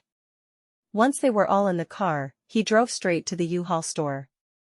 You realize your check engine light is on? Now she remembered why she didn't want him to drive her car. It came on somewhere between Minneapolis and here. Sorry, I didn't have time to stop. She'd had to drive hard so there would be fewer nights in hotels, and there was no money for a mechanic. He sighed. You need a new car. I don't like the idea of you driving Josie around in this one. Josie has ridden in this car for her entire life. Exactly my point. He got out and went inside to discuss the return of the trailer. While he was gone, Emma turned around and looked at Josie. You like our car, don't you? She asked. Josie patted the seat next to her. Nice car. That's what I'm saying. Emma shook her head. Interfering husbands. Now I remember why I liked being single. Beau got back in the car and frowned at her. That's done. Now let's go see about a new car. But I love this car. It has personality. Next thing I know you're going to tell me you named it. No, I think it's time. He drove straight across the street to a car lot. You get to help choose, but you're not keeping this car. I don't feel like it's safe for either one of you. Emma sighed. They had been stranded in the car more times than she could count, but it was still special to her. What do you have in mind? I think an SUV or a minivan. We're having more kids, right? I do want more kids, but it would take a lot more to fill up my car. It would take 2 more to fill up this car we're about to trade in for something more reliable. He parked in front of the dealership and got out, grumbling something under his breath. Emma shook her head. But then I'd have to keep working to make the car payments. Beau had never once in his life used his height to try to intimidate someone, but he didn't hesitate. He walked to his new wife and stood toe-to-toe with her. I'm your husband. It's my job to provide for you. I know you've been alone a long time, but you're not now, and a new car is happening. Consider it your wedding present. She frowned at him. That's an absurdly expensive wedding present. She folded her arms across her chest. Then consider it an early Christmas and birthday present, too. He looked at her for a moment, waiting for an argument, but then he realized he didn't even know when his wife's birthday was. What kind of husband was he? When is your birthday anyway? May 1st, but that doesn't mean I'm accepting this. Yes, you are. Happy early birthday. He went to the back door and opened it, watching as Josie unbuckled her own belt and crawled across the seat to him. Let's go look at new cars. Do you want one with a DVD player in the back for you to watch movies while mommy drives? That's low. Emma hissed at him. Yes. Josie said at the same time. Let's go see if we can find one, then. He carried Josie toward the building, with Emma trailing along behind them. When he spotted a salesman, he said, "We need a vehicle, preferably a minivan or an SUV, with a DVD player in the back. We have a trade-in as well. What can you show me?" The man smiled. "Let me take your vehicle around to the shop so we can get an amount for your trade-in, and I'll show you a few vehicles. I think we'll have something to suit you just fine." They wandered around looking at vehicles while the salesman took the car around to the back. "Maybe we should look at used cars," Emma whispered. "No. I don't want to take on someone else's problems. If it's used, there's a reason it's used. You're going to get a new car, and that's that." He read the specs on the window of a Honda Odyssey. "I think this has all we need. Heated seats, power windows and locks, keyless entry, a DVD player for Josie. I don't need all that. Why won't you listen to me? I was fine with my Taurus." "What year is that car?" he asked, trying to keep his voice patient but knowing that some of his frustration was coming through. "It's an 87. And I like it. It's the only car I've ever driven. And it shows. An 87 is 32 years old. If it were a human, it could be married and have children by now. It's older than you are." She shrugged. And it's time you got something that was more reliable and suited your lifestyle better." "I see. You wanted to suit your lifestyle. You don't care about mine. Are you calling me a snob? If the turned-up nose fits." He took a deep breath, trying to calm his anger with her. They'd been married for 24 hours, and already they were fighting.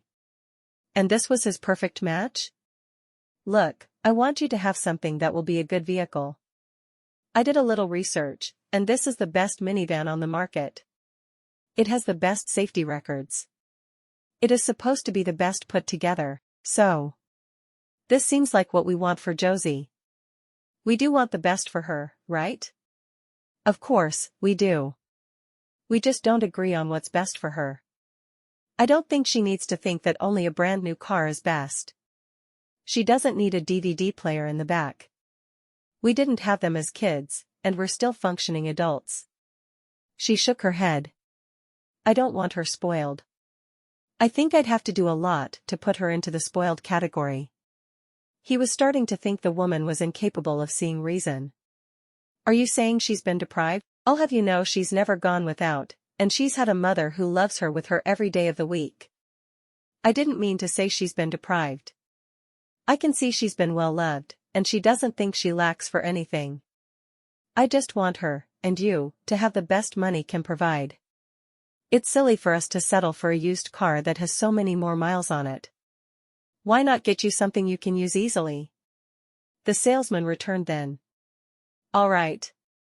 The mechanics are looking over your trade-in. We do a minimum trade-in of $1,500 if you are buying a new car, so you may want to use that to your advantage." Beau nodded.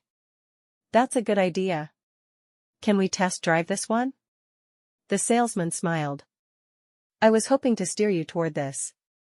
It's fully loaded and has everything you need.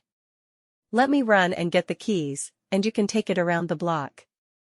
As soon as he was gone, Emma frowned at Beau. "You're not going to back down on this, are you?" Never in her life had she so badly wanted to kick someone as she did at that moment. Beau shook his head.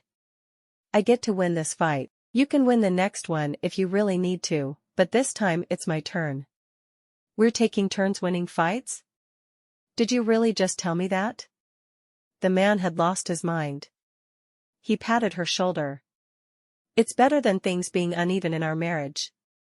You get a say in what car you get. I'm happy to test drive an SUV as well. Do I actually get to drive? Or am I stripping and waving my shirt out the window again? When she made the joke, he knew she was all right now. You can drive. I want to know you're comfortable in the driver's seat, because I won't be around a whole lot. He was thrilled she was finally agreeing to get the new vehicle. He had never imagined it would be this difficult to give his wife the things she needed. Wow. I'm not sure what to say. What if I don't make it around the block safely? He frowned. I didn't say you couldn't drive. I just said I prefer to. She took a deep breath. That's true. I'm sorry. I've been a single mother for entirely too long. It's hard to let someone else even have a say in decisions regarding Josie and me, let alone make them for me. As much as she hated sharing the decision-making, she knew it was part of marriage, and she needed to back down. And I've been alone making decisions for a long time, too. In my head, whatever wife was matched with me would be thrilled to have all the decisions taken from her so she wouldn't have to worry her pretty little head. He shook his head. Man, was I wrong. She laughed. I'm not sure who you thought you were marrying. Maybe one of the early Disney princesses, because the modern princesses control their own actions. He grinned, letting her take the keys from the salesman. Can we put a car seat in the back? So Josie can go with us? The salesman nodded. I'll even fasten it in for you. I feel better knowing they've been installed properly, and I've taken an entire class on installing car seats. I didn't even know such a class existed, Beau said. I'd like to take one. We don't offer them to the public, but you can get a demonstration from most fire stations. They've dealt with the aftermath of car seats not installed properly often enough that they want to make sure they are done right. The salesman unlocked the door for them.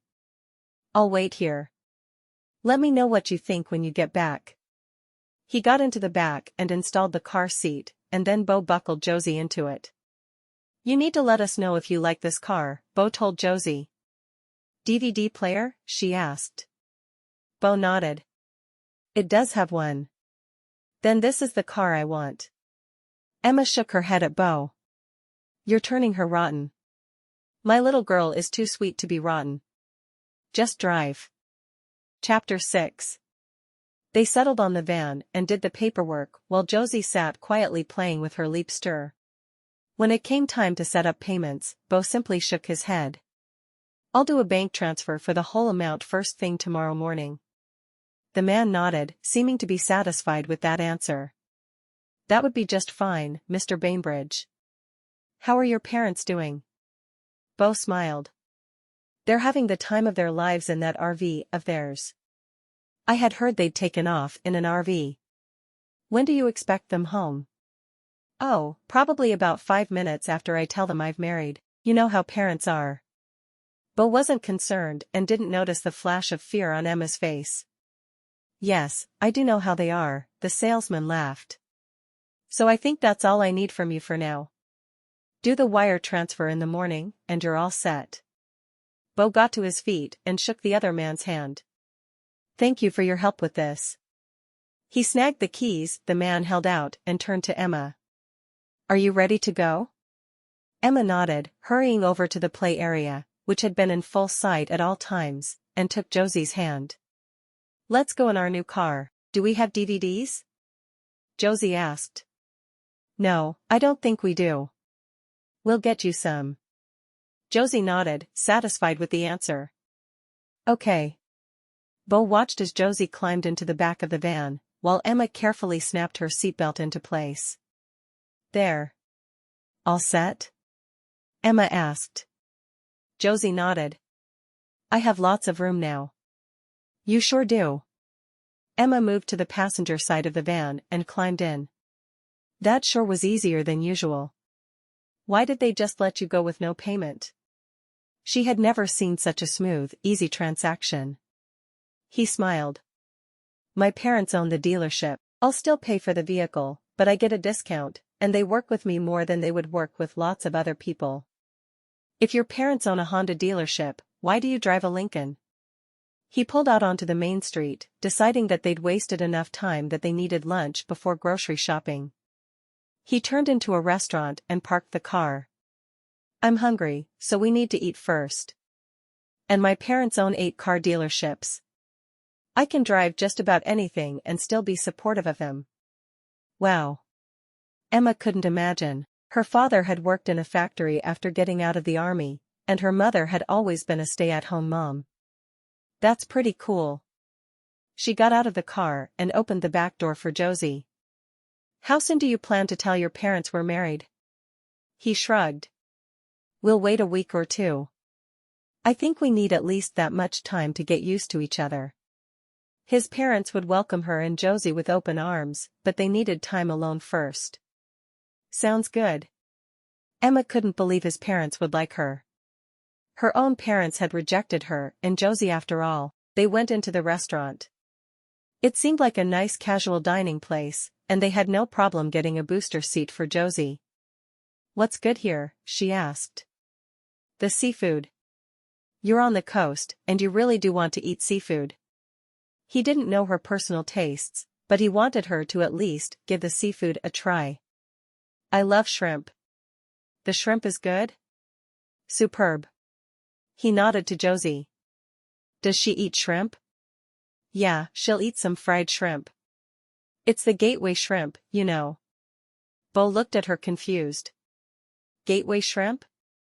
Well, you know that there are gateway drugs, and I've heard vegetarians say that bacon is the gateway meat. So fried is the gateway shrimp. It's the portal to eating all the other shrimps. He laughed, covering her hand with his. You know, I really like you. Even though you're the most stubborn woman alive, I think we're going to do just fine together. Her sense of humor was a huge mark in her favor as far as he was concerned. Stubborn? Me? She thought he was the stubborn one. Her car worked fine. It just needed a mechanic to look it over, and it probably had another 200,000 miles in it. He just sighed, thankful that the waitress came then to get their drink orders. His new wife was going to have him ripping his hair out any minute. After the waitress was gone, he carefully chose a new topic that had nothing to do with her obstinacy. Should we shop for DVDs for Josie today? He couldn't wait for her to have a whole library of DVDs to choose from that would stay in the car. After a moment, Emma nodded. Yes, we should. She'll want a few to have in the car. Josie smiled. Princesses. Emma grinned at her daughter. Well, of course there will be princesses for my little princess. Josie was almost as obsessed with Disney princesses as she was herself. Beau watched the exchange. Maybe when I can take some time off in a month or 2, we could go to Disney World. We could fly, or it's an easy drive from here. I think Magic Kingdom is missing one of its princesses, because she's having lunch with me. He looked at Josie as he said the last part, trying to see if she'd catch on. Josie giggled. Yes. Emma looked at Beau. That's one thing I will not say no to. I'm a Disney fiend myself, and my daughter wants to go. We'll take our daughter, then. His slight emphasis on the word "our" made Emma smile. He really did care for her daughter after only a day together. Sounds good to me. I'm going to research the resorts and decide where we want to stay. She'd always dreamed of taking a Disney trip and had spent a great deal of time researching it already, but why not do it again? What was more fun than researching Disney World? Of course, she'd never seen a resort she could afford, but maybe that would be different now. All right, but don't go cheap. Beau already understood how her mind worked where money was concerned, and he was not about to let her skimp on their daughter's first trip to Disney World. She sighed, wondering if money would always be a problem for them. She had been content to let Joe work, and she had no problem using the money he made for groceries and other things they needed. But it seemed different with Beau. Maybe she'd been independent for too long for this relationship to work. She hoped not, but it was starting to look that way. Seriously, Emma, I can afford to go all out on a resort to stay in. Josie deserves to have the best first Disney experience possible. He wasn't sure she would ever understand how much he wanted to pamper them both. Spoil wasn't a word that he would ever attach to either of them. Pamper was what he wanted to do. Is that what you're going to say every time I think you're spending too much money on us? Josie deserves it? Probably. She's my favorite daughter. Emma tilted her head for a moment, thinking. We've never talked about past relationships. I had one. He was my boyfriend from junior high on, and we got married. What about you? He smiled. I dated a girl seriously in college, and she married a good friend. I did the normal amount of dating in high school. He shrugged. I've really had no time for dating since I finished school, though, so you are it. How many girls did you take home to meet your parents? She asked. I would have taken several home, but they were all the kids of my parents' friends, so there was no need. I did take my college girlfriend home. A week before she broke up with me. I think my mother scared her away, because she wasn't good enough for you? That was her new nightmare. His parents would take one look at her, decide she wasn't good enough for him, and tell her to get lost. She wasn't sure what she would do. I'm kidding. My mother is sweet as can be. And she didn't come from money, so that doesn't matter a whole lot to her. She looks at a person's heart, and she goes from there. So she's going to cut me open? Emma said in a petrified voice, waiting to see how he reacted. He stared at her for a minute before he grinned and shook his head. You're messed up in the head, Emma Bainbridge. I really think I like it. You should, she said, grinning at him. Josie looked up from her leapster for a moment. Shoo. You're too loud, and I can't hear Tad singing. Beau got a confused look on his face. Who is Tad? He's a frog who is teaching Josie all about words, letters, and numbers. So don't interrupt. Emma shook her head at him. I'll keep my voice down. Beau grinned over at Josie. She really likes learning, doesn't she? Emma nodded. She does. More than I ever did, that's for sure. She's reading some of the smaller words, thanks to these games and the videos that go with them. DVDs? He asked. Because now that she's got a DVD player she can watch in the car, I think she needs to have lots of DVDs.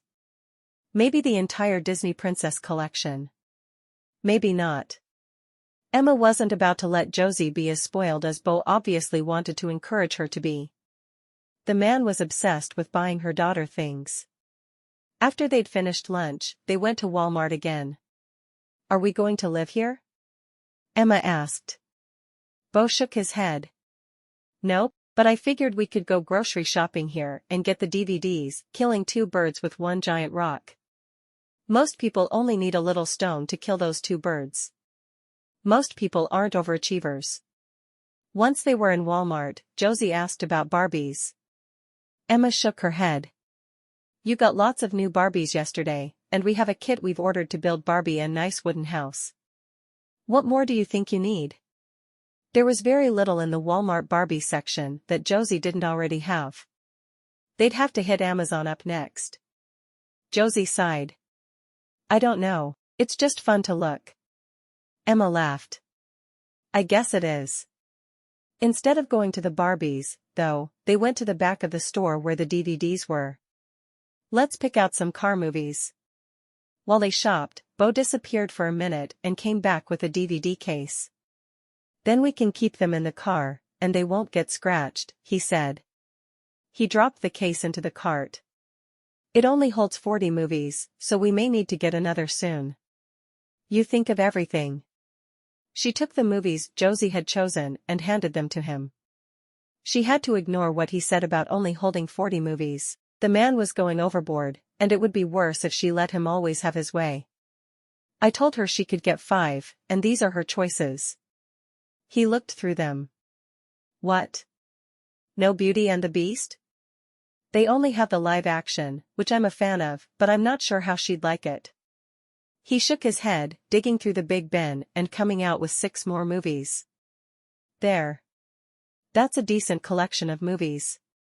He put them all into the cart, and Emma barely resisted rolling her eyes. Then they went to the food section. Emma carefully chose things on her list, while trying to ignore the fact that Beau and Josie were conspiring behind her back. He would hold something up, and Josie would nod, and it would be in the cart. If she shook her head, it always went back on the shelf. He was obviously willing to do anything he could for the little girl, including messing up her teeth with way too many sweets. By the time they reached the front of the store, the cart was filled with treats she never would have agreed to buy. It was ridiculous. She stopped in the produce section and put her hands on her hips, glaring at her husband and daughter. Do you two want to tell me why there is so much junk food in this cart? There's no nutritional value in junk food. Beau shrugged. I think it all jumped in there all by itself. Didn't it, Josie? He gave the little girl an exaggerated wink. Josie nodded emphatically, giggling. Emma shook her head. What am I going to do with the two of you? Just love us, Beau said softly in a voice meant for her ears only. She grinned at him and headed for the checkout. They'd get all the junk food, and all of the proper food, and everything would be good in their world. After checking out, they unloaded the cart into the back of the van. I guess it's good we got such a big vehicle, Emma said. This much never would have fit into the back of my car. She rolled her eyes. Beau just grinned happily. We're going to have food. He had not bothered to shop often, so it was rare there was food in his house. He was thrilled there would be some finally. You know. Even before we came, you could have bought some food so you had it in your house. Oh, I know, but no one would have cooked it for me. How do you even know if I can cook? She asked, looking at him like he'd lost his mind. He swallowed hard. You can, can't you? He hoped he'd married a woman who could cook, but it wasn't something he'd specified with Dr. Lachele. Yes, I can. But you didn't know that. You just assumed I could. She couldn't remember if it was something she'd discussed with Dr. Lachele or not. Either way, she could cook, and he'd be happy. He got into the van and started it, waiting while she buckled in Josie and herself. So. What's for supper? He finally asked. She rolled her eyes. She had several ideas for supper that night. It was nice not to have to skimp on groceries for a change. Food. He laughed and drove through the winding streets of Charleston to their home. Are you going to start looking for a housekeeper tomorrow? He asked. I probably am. There's no way I can keep up with a house this size on my own and spend any time at all with my daughter. Not to mention finishing up the translations she was working on before their deadlines. Are you sure you're okay with it? He nodded emphatically. And I'm okay if you never work another day in your life. She knew she would at least do a little more work. She had to be sure she could stay married to him before she could stop working. I'll keep that in mind. After all the groceries were unloaded, Emma took Josie to her room and tucked her in. Come downstairs when you wake up, all right? Josie nodded. Mommy? She asked just as Emma was about to open her door to leave. Emma turned to her. Yes, Josie? I like my new daddy. Emma smiled. I'm so glad you do. She walked down the stairs, wondering if Josie just liked Beau because he gave her things, but after a moment, she dismissed the idea. Her daughter had genuinely enjoyed playing with him in the grocery store as the two of them sneaked things into the cart she didn't think they should have. She wouldn't have had so much fun with someone she didn't like. Emma went downstairs to join Beau, who was sitting in the living room, waiting on her. Josie likes you. Of course she does. I'm a likable man. She curled up close to him on the couch. I think you need to know that she's going to like you whether you buy her things or not. And so am I. You don't need to buy us to make us happy. But I have money to spend on things, and I want to spend it on the two of you. I will try to scale back a little, but there are things you both need. What do I need? She asked. He took a deep breath, knowing he was about to offend her again. You need new clothes. All of your clothes are threadbare, except your wedding dress. She sighed. I haven't been able to afford anything for years. Josie grows so fast, it was all I could do to keep her in clothes. So go shopping tomorrow. I'll give you a credit card. She bit her lip. Are you embarrassed of the way I dress? Of course not. But I will be the first to admit that I come from a family known around this area. When people find out you're a Bainbridge and you're dressed that way, they're going to say something. I promise you. He wanted to save her the embarrassment of a conversation like that. He truly didn't care what she wore, and he thought threadbare was nice, because it was easier to see through. You're probably right. And I don't mean shopping at Walmart either. You need to go somewhere for some nice clothes. He knew he was pushing it, but having nice clothes was expected of her. Whether she liked it or not. She nodded. I'll do my best. He leaned forward and pulled his wallet out of his back pocket, handing her a credit card. This has a $30,000 limit. Don't go over that. She choked. I'm not going to spend anywhere close to that. She hadn't made that much in the past year. What was he thinking? Nice stuff. And shop more than just clearance. Feel free to get some things for Josie, too. I don't know where to shop for nice clothes for kids, but for you, I'd start at Dillard's. That's where my mom spent all my dad's money. She took the card, feeling like it was burning her hand. She didn't want to spend his money. It felt so strange to her, but she really didn't have a choice. He wanted her in nicer clothes, and she certainly couldn't afford them. When her house sale went through, she'd have a little money to herself, but not a whole lot. Thank you. You're welcome. They talked for a while after that about the possibilities of places to find a housekeeper. There's a domestic agency here in town that my mom swore by. I don't remember the name, but any time she threw a big party, she'd call them. Find out the name and I'll call them first. There's also a website where they have domestic help that I can look through. But the people on that website probably won't be bonded. We want someone who's bonded. Emma knew nothing about the subject, so she decided to bow to his greater knowledge. All right, I'll call the agency your mother used, and we'll go from there. Do you have any desire to get a nanny for Josie? He asked.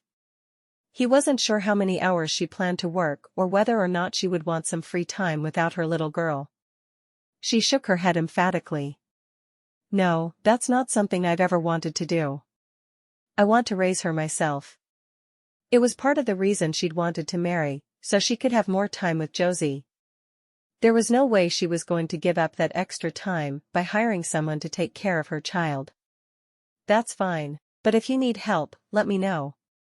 He got to his feet and stretched. I feel like a walk in the garden. Any interest in joining me? She jumped up, putting her hand into his outstretched one. Let's go. She would never get tired of spending time with him. They had a similar sense of humor. In fact, the only thing they couldn't seem to agree on was money. It was a good start. Chapter 7. Their first week in Charleston was filled with activity for Emma and Josie. Emma found a housekeeper on Wednesday, which freed up a little of her time. She also took her laptop into Josie's playroom and she did her translating from there. She still had a couple of deadlines to hit, and she wouldn't let her clients down. Finally, on Friday, she finished the first, and she knew that she was all right to spend a little time exploring the city. She put Josie into her car seat and put on the Beauty and the Beast DVD that Beau had insisted Josie needed. From there, she started driving around the city. There were 2 places that offered dance classes, and though she was sure it was too late into the season to put Josie into the classes, she wanted to at least check them out and see what might work for them when new classes opened up. The first place she went offered to let Emma watch the class, and they said Josie could participate to see if she even liked it. As Emma watched her little girl twirl and spin with the others, she knew she'd found Josie's dance class and her teacher. After the class, Emma asked a few questions and got Josie signed up for the summer semester. The teacher explained that the class would last for 8 weeks, from June 15th until August 15th. Then at the end there would be a short recital. My husband is planning a vacation for us. What if we're gone during class? The teacher, Mrs. Bradbury, smiled sweetly. It won't be a problem. I can see that Josie is going to be one of my best students. She'll pick it up in no time. Emma smiled and nodded, leading her daughter from the studio. And now for the thing she'd dreaded. She really did need some new clothes so she wouldn't embarrass Beau. She'd still wear her old worn-out stuff around the house, but when they were going somewhere, she could make sure she wore something that wouldn't look messy. When she got to Dillard's, she wanted to turn and run the other way, but instead, she and Josie walked in with their heads held high. She went through rack after rack of dresses, selecting some to try on. She found slacks and blouses, everything she thought she might need. She even got a few pairs of dressier jeans than she usually wore. They fit well, and she knew they would please Beau. After she was finally done at Dillard's, she drove to a children's boutique there in town, wandering in and expecting to feel out of place. The truth was she felt anything but. She introduced herself, and when the saleswoman heard the name Bainbridge, she went out of her way to help. Before they left the store, Josie had fun casual summer clothes as well as a few dressy things to wear. She got a say in what she wanted to buy, and she was thrilled to help shop. When her eyes landed on a dress that was pink with a white underskirt, Emma couldn't imagine anywhere the little girl could wear something quite that fancy. I'm not sure if you're going to have an occasion to wear something like that, Josie. I think it would be a waste of money. I'll wear it when I dress my Barbies up in their ball gowns. The saleswoman laughed. There you have it, Mom. She'll dress like her Barbies. Emma had only purchased a few outfits that weren't used for her daughter in her entire life, and those things had been on clearance. She closed her eyes for a moment, thinking about all that she hadn't been able to do for her little girl, and she finally nodded. I'll probably regret it, but let's get it. She expected guilt to wash over her, but it really didn't. Maybe it was all right after all. When Beau got home from work that evening, both of his girls were wearing new clothes. He grinned when he saw Josie wearing her pink dress. You look like you're ready to go to the ball. Did Cinderella get sick and need to send you in her place? He asked. Josie shook her head, her ringlets flying. No, this is what I wanted to wear when Barbie goes to the ball, so Mommy said I could get it. Do you like it? Beau nodded very seriously. You look like a princess. I think you chose very well. We made supper, too.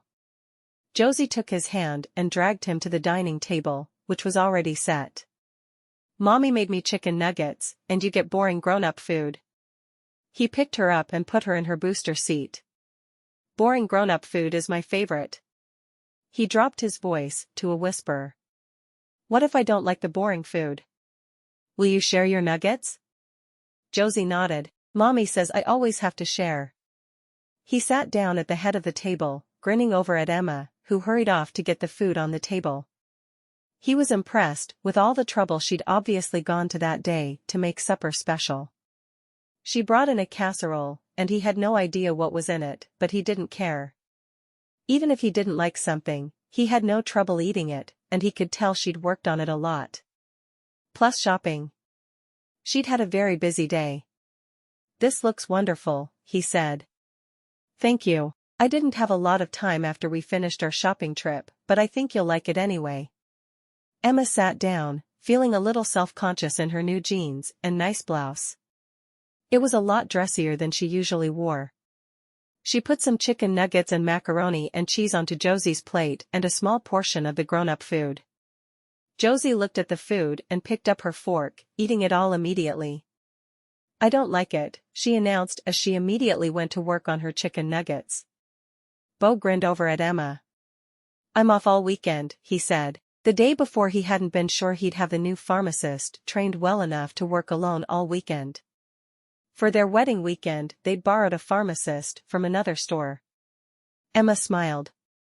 That's great. Housekeeper is starting Monday morning. The cleaning service will be here every Wednesday. I hit the first of my deadlines this morning, so I don't have to do any more translating until next week. He frowned, more at himself than her. He hadn't realized that she had been working that week. How many more deadlines do you have coming up? Just one more that I've committed to. I'll probably do a few small projects, just to keep my name in the game. If something happened to you, I need to be able to support us. She knew it wasn't a way most women thought, but she needed to know that she and Josie would be fine with or without him. I'm not going anywhere. Beau didn't like that she was worried about her future. It didn't seem fair. That's what Joe said, too. He was a firefighter. I'm not. But there are car wrecks and other things that happen every day. I'm not saying something is going to happen to you, but it could, and Josie, and I need to be ready for that. I wish I'd been there to help you after Joe died. That must have been awful. She shrugged, looking over at Josie. We made it through. A friend drove me to the hospital when I had her and picked me up when it was time for us to go home. His life insurance paid for the house we lived in, so I didn't have to make house payments. I just had to figure out the little things like food, clothing, and diapers. It had been a very hard time for her, but looking back, she felt an immense sense of accomplishment that they'd made it through with no help. She wasn't sure she would have traded the years of struggling for anything. They'd made her stronger. He shook his head. I'm never going to let you be in that position again. She just smiled a little, not believing him. When you'd lived in absolute poverty, it was hard to believe it wouldn't happen again. Taking a bite of her food, she smiled. It had turned out well. She'd once thought she'd go to culinary school. She and Joe had planned it all out for after Josie was born, but her life had taken a dramatic turn, and nothing had been possible. Beau looked over at Josie, cheese smeared across her cheek. How's that mac and cheese? Yummy. Josie barely took the time to slow down shoveling her food in to answer him. After supper, the three of them went into the living room. Josie, why don't you go get one of your games? Emma suggested. Games? He asked, once the little girl had hurried off. Friday night has always been game night for us. I hope you'll play. We do really exciting things like chutes and ladders, Candyland, and hi-ho. Cheerio.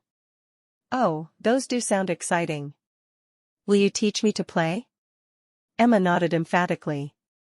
Wait until you try them. Josie came back with one of her games, and she carefully set it up on the coffee table. Do you know how to play chutes and ladders, Daddy?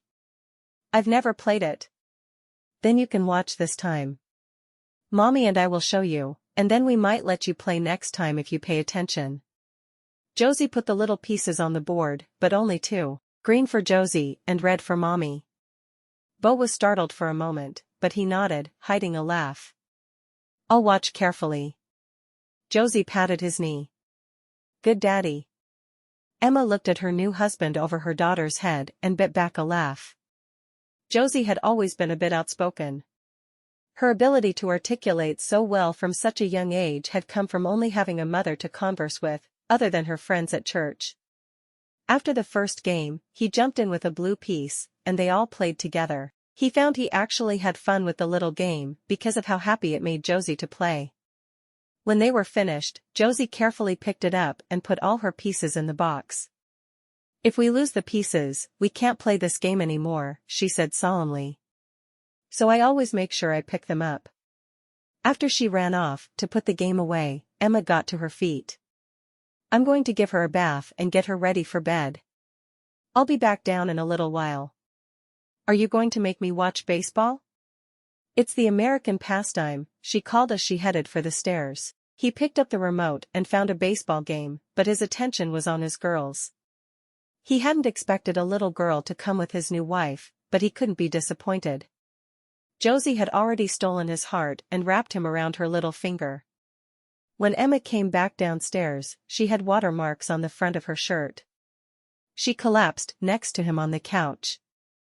I swear, bath time is the hardest time of day, she said, resting her head on his shoulder and ignoring the game. Why is that? Because Josie knows it's almost bedtime, so she's thinking of every excuse in the book to stay up a little longer. She promised Barbie and Ken they could go on a date tonight, but she hadn't been able to keep her promise, and it's always important to keep your promise, so she thought she should stay up late for their date. She shook her head at her daughter's antics. They hadn't worked, but she had a feeling if Beau had been bathing her, they would have. He laughed. She's a smart one. She really is. I have a hard time remembering what my life was like before she was a part of it. I was thinking about heading to the aquarium tomorrow. Do you think Josie would like it? I really don't know. We've never been to one, but it sounds like something she would enjoy. She loves animals. Emma liked the idea that he was thinking of things for them to do as a family. He hadn't once suggested they go out without Josie. Then let's plan to do that tomorrow. The aquarium here is amazing. You can actually sleep under the sharks. Wow. Let's not do that just yet. I think I like sleeping here. She grinned at him. And it's time for me to get the dishes done before bed. I can't let them sit out all night and still have my self-respect in the morning. He laughed. I'm ready for our housekeeper so you can do less work around here. She shook her head. I did everything for our house in Minnesota, including mowing the lawn and any maintenance work that needed to be done. Doing the dishes before bed isn't going to hurt me. All right. I'll watch more of this game. Who's playing? She asked. He'd told her once that when he was alone with a TV, he always turned on the game, but he rarely knew who was playing, and he never knew the score. Blue and red, he said, winking at her. She laughed, walking toward the kitchen to get the dishes into the dishwasher. They hadn't dirted many that night. When she finished, she wandered out of the kitchen, shutting off all the lights behind her. Are you wanting to watch TV? Or go to bed? He looked up at her. Let's see. Watch a game I have no interest in, or make love with my beautiful wife. It seems like this should be an easy decision. He shut the TV off with the remote and jumped to his feet. How about a moonlit walk in the garden first? That sounds lovely to me. She grinned at him. I've spent almost no time outside so far, but I should. You really should. Gardner comes this week. He's every other week in the spring, then every week in the summer, and then every other week in the fall again. I don't want you to get scared if you see someone wandering around in the yard. Thanks for the heads up. Will he plant flowers and stuff?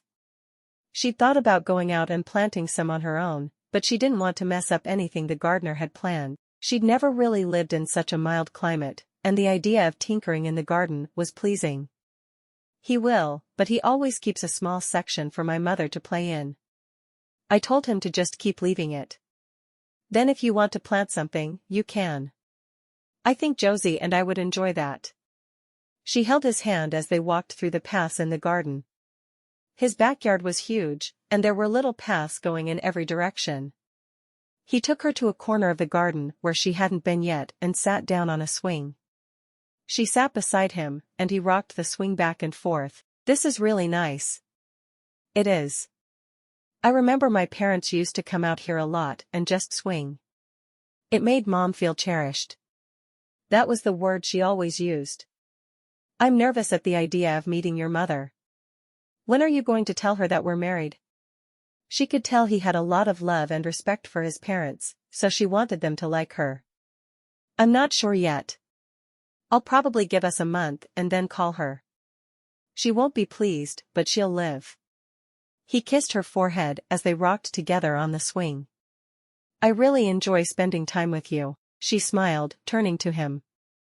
That's a good thing, because we're married, and you're kind of stuck with me. I don't feel stuck. Josie already adores you. I was worried she'd have a hard time adjusting to a man in our lives, but she seems to feel like it's completely normal. Emma felt a tad bit jealous of her daughter's feelings for him. She had always been everything to Josie, and now Josie was turning to him for some of her needs.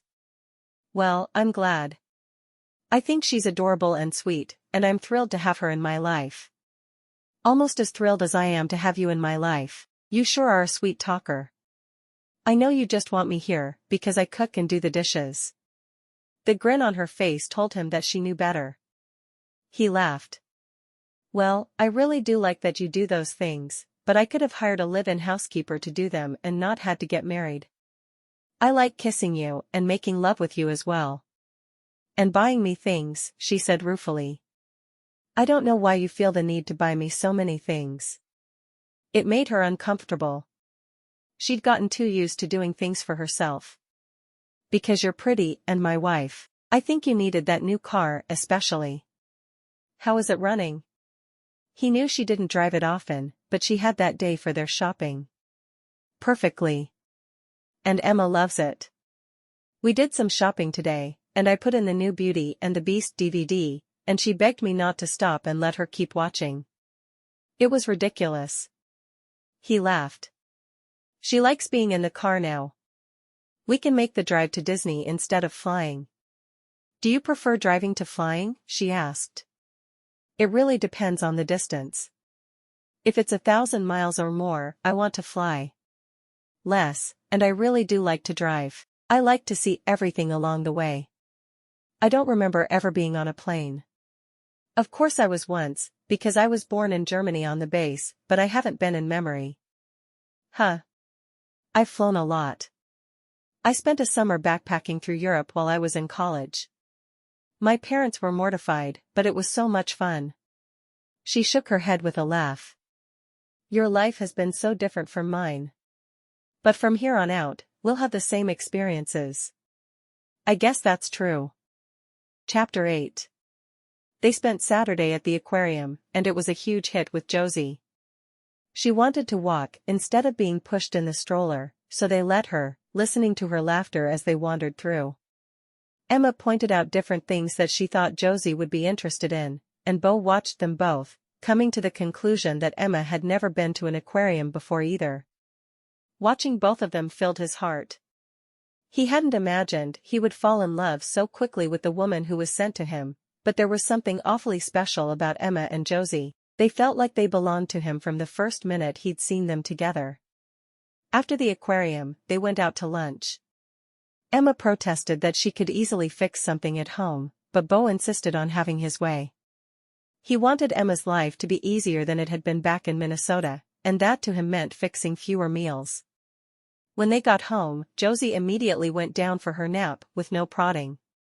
She was fighting to stay awake in the van now, because she liked to watch the movies that played, but that meant she passed out as soon as they walked in the door. While she slept, Beau and Emma worked on building her Barbie house for her. She doesn't know it came, Emma told Beau as he was working on it. She had built many things in her life, but he would only let her hand him tools. She's going to be so surprised when she wakes up and it's all put together for her Barbies to live in. Beau looked up from the base of the building and grinned. I can't wait to see her face. He shook his head. Christmas is going to be amazing with her. She's going to be so happy for everything. I don't even want to think about Christmas. She doesn't need to be spoiled. The picture in her mind resembled what a house would look like after a toy store vomited in it. Sure she does. What kid doesn't need to be spoiled? When they were finished, they left the playroom. I'm tired, too. Emma said. The aquarium exhausted me, too. He laughed. Get a nap, then. I'll watch a game, and maybe we can order in for supper again. There's no need. I figured I'd make something simple. It won't take me long. If you're sure. I'm positive. Emma climbed into their bed and promptly fell asleep. She felt like she hadn't slept in a week, though she'd slept well the night before. When she finally woke up, the entire house was dark. She covered her yawn with her hand and reached for her phone to see what time it was. 7. Wow. She had slept 3 hours. She hurried down the stairs to see what Josie was doing and found her little girl sitting with her new daddy, watching one of her DVDs. They were both laughing at the antics of the 3 bear cubs and Brave. I'm sorry, I slept so long. Emma told them. It's no problem. I was about to go out for McDonald's. I figured that would be better than you cooking tonight. You're obviously exhausted. Emma bit her lip, hating the idea of not cooking. Make a Chick-fil-A, and I'm in. She thought about all the meals she'd missed in the past 3 years. All of the sleep she'd skipped so she could work while her baby slept so there would be enough food. A night of eating out when she'd planned to cook would not end the world. He grinned and nodded. What do you want? Josie gets the Nugget Kids meal with fruit and not the waffle fries. I just want an 8-piece nugget, and I love their lemonade, so some of that, too. He nodded, heading for the door. I'll be back in a few minutes, then. Emma sank down on the couch next to her daughter, realizing they were toward the end of the movie. Did you have fun with Daddy? Josie nodded emphatically. We watched a movie together, and it was good. I'm glad. Emma sat quietly watching the rest of the movie with her daughter. Just as the credits were rolling, Beau was back with their supper. They all gathered at the table and ate, and Josie talked about how wonderful the nuggets were. They're even better than McDonald's. I know. Emma said, a grin on her face. Chick-fil-A is my favorite fast food. We never used to eat it. Josie said. She said nothing else, but nothing really needed to be said. They hadn't been able to afford it, because McDonald's was so much cheaper, and they could barely afford McDonald's. That's the way things had gone for them. Has she seen her surprise yet? Emma asked Beau. She hadn't heard a scream, but she wasn't sure if she'd have slept through that as well. He shook his head. I wanted to wait for you. Thank you.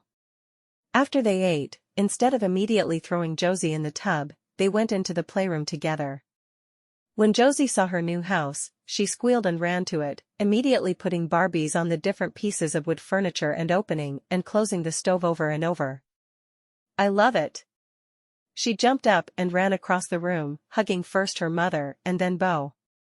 As soon as the hugs were over, she sat back down to play. Emma wiped away a tear that threatened, feeling silly. What's wrong? Beau asked, suddenly worried. Why would she cry when Josie was obviously so happy with the house? I just always wanted to be able to give her things like that, and I never had the money.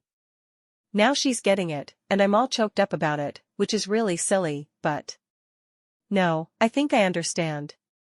You're crying because you're happy that your daughter finally has something you wanted her to have. He was happy he'd been able to help with the moment that had brought his wife to tears. Yes.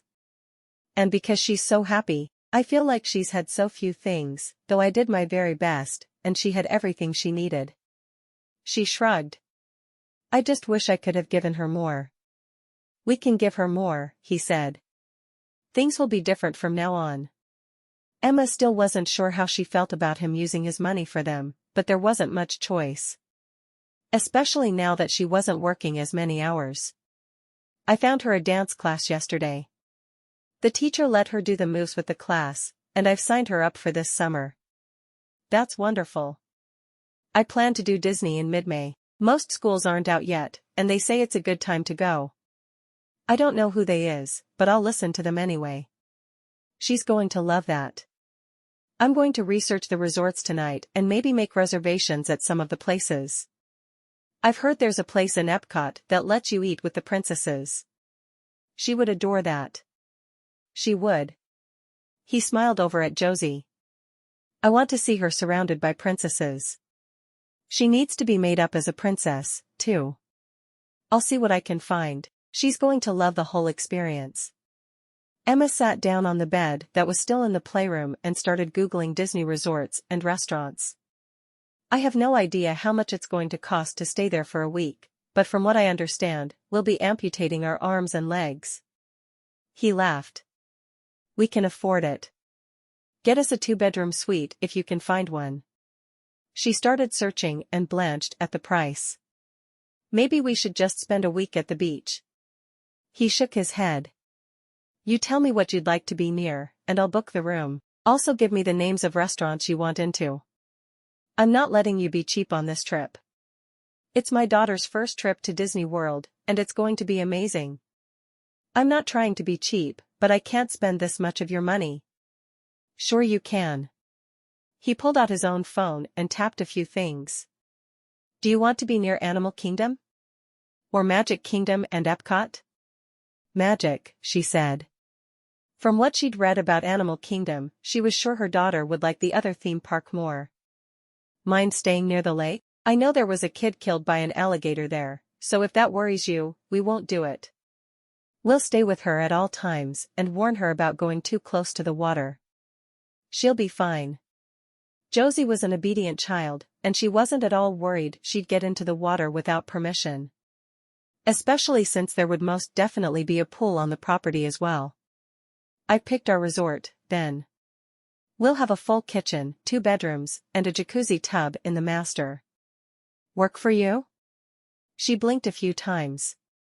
She really didn't want to know the cost. Sure, okay. He pulled out his wallet and tapped in a credit card number. I added our tickets onto the room. Now tell me what restaurants? 10 minutes later, their entire trip was booked. You need to put the Disney Go app on your phone. If we want to get into the Beauty and the Beast restaurant, we're going to have to hit refresh a lot. She nodded. I'll do that, then. She searched for the app. I'm not sure if it's available for the phone I have, but I'll see. He took her phone from her hand. You need a new phone. She sighed dramatically. Is this going to go the same way the new car did? Probably. Lay out all of your concerns, and I'll ignore them and get you a new phone tomorrow after church. Church? She asked. She and Josie had attended every week in Minnesota, but she hadn't expected him to want to go. He nodded. I haven't been good about going lately because I've been working so many hours, but I can go again, and I'd like us to go as a family. She nodded. Definitely. Josie and I were regular churchgoers in Minnesota. Oh, good. We'll do that in the morning, then. Service starts at 10, that's no problem.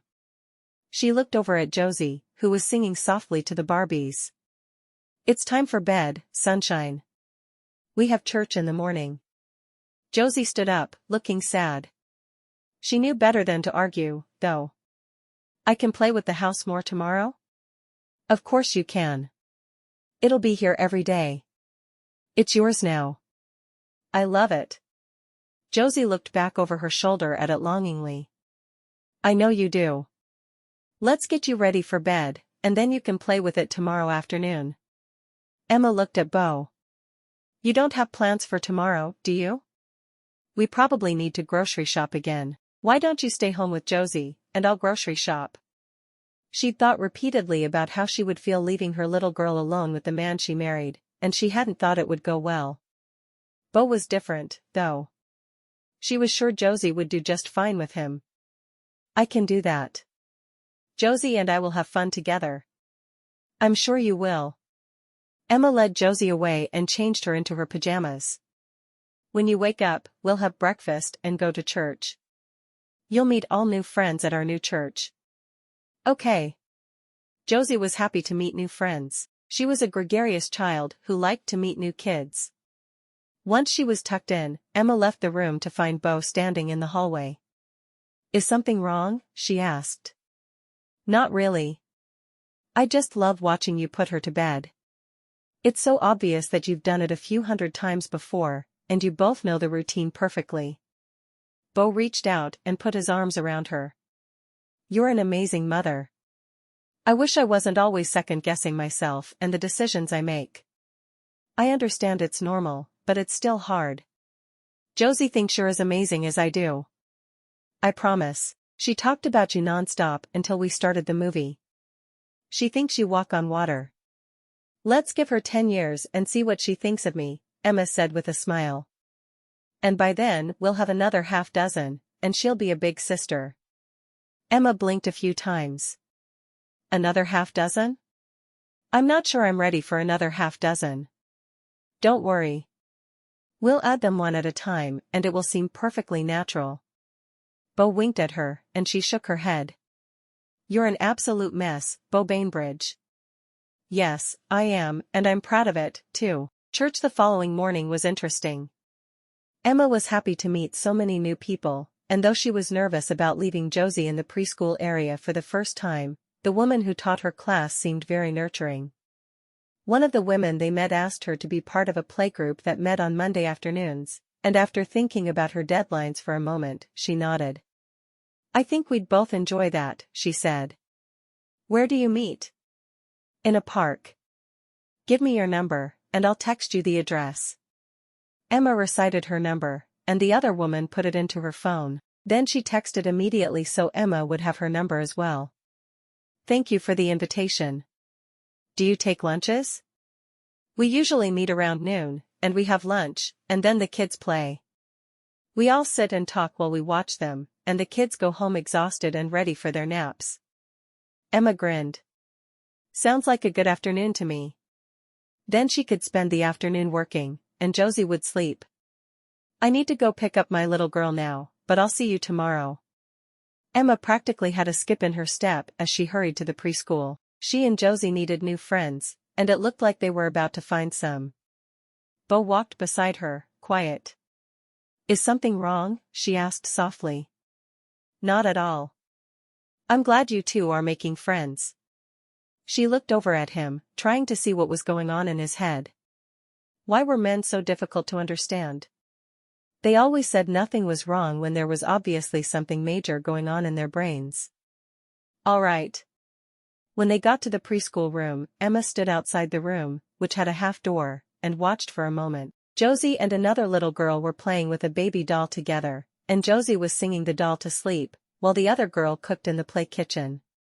When Josie looked up and saw her mother, she put the baby down gently in a cradle and ran to the door. Mommy. Hi, baby. Did you have fun? I did. And I made a new friend. Her name is.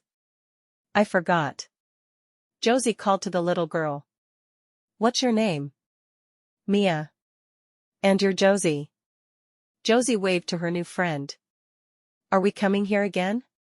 Emma nodded. We'll come back next week. I'll see you again. Josie said, hurrying out the door. Emma waited for a moment for the teacher to come over. How'd she do? Josie is a joy. She interacted well with the others, and she did everything she was told. We're happy to have her join us whenever she can. Emma grinned, looking down at Josie. Sounds wonderful. Thank you so much. Did they have a snack? Graham crackers. You didn't list any food allergies, so I hope she's not gluten intolerant. No, she doesn't have any allergies that we know of. Thank you. As Emma watched, Beau picked Josie up and carried her toward the front of the church, and Emma hurried along behind them. Beau looked back at Emma. Do you want to go out for lunch? That's kind of what everyone does here. They go to church, and they go out for lunch right afterward. Sounds nice. They walked to the car, and Emma put Josie in her car seat while Beau started the van. I'm excited to be going on a playdate tomorrow. I think it'll be really good for Josie. I hope you have fun. After lunch, they headed home and let Josie play with her new house for a little while before putting her down for a nap. Afterward, they went down to the living room together. I want to make a list of meals I'll make this week again, and you let me know if there are any snacks you want me to keep around. One of everything would be good, he said with a grin. She sighed. We still have millions of snacks from last week. Can you narrow it down a little? Probably not. She laughed, shaking her head. Why do I even try? No clue. He glanced at his phone and frowned. New pharmacist is sick. Probably won't be in tomorrow. I'll be working until 9, then. Emma took a deep breath, nodding. That's fine. We'll miss you, but we can manage on our own. The new housekeeper was starting the next day as well.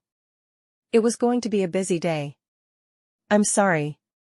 I'm trying not to work any more hours than absolutely necessary. I appreciate that, but I understand the need to work. You're never going to bother me by having to work a few extra hours. I used to stay up all night translating, so I could put food on the table. You're keeping me from having to do that and giving me the ability to spend time with Josie. I can't thank you enough. He smiled. He wished she didn't feel the need to thank him for simply doing the things a father did. He was Josie's father now, and whether Emma was ready to believe it or not, he was completely devoted to both of them. Now if he could just figure out how to convince her. Chapter 9. The new housekeeper, Mrs. Sands, was a lovely woman, willing to do anything she could to help out around the house. Emma worked with her most of the morning on Monday, giving her ideas of what they needed, but she did tell her there would be a cleaning service there on Wednesday afternoon to catch up on the dusting. The two of them worked well together, and even when Josie interrupted, Mrs. Sands was kind to her. When it was time for their playdate, Emma made sandwiches and filled baggies with chips for them.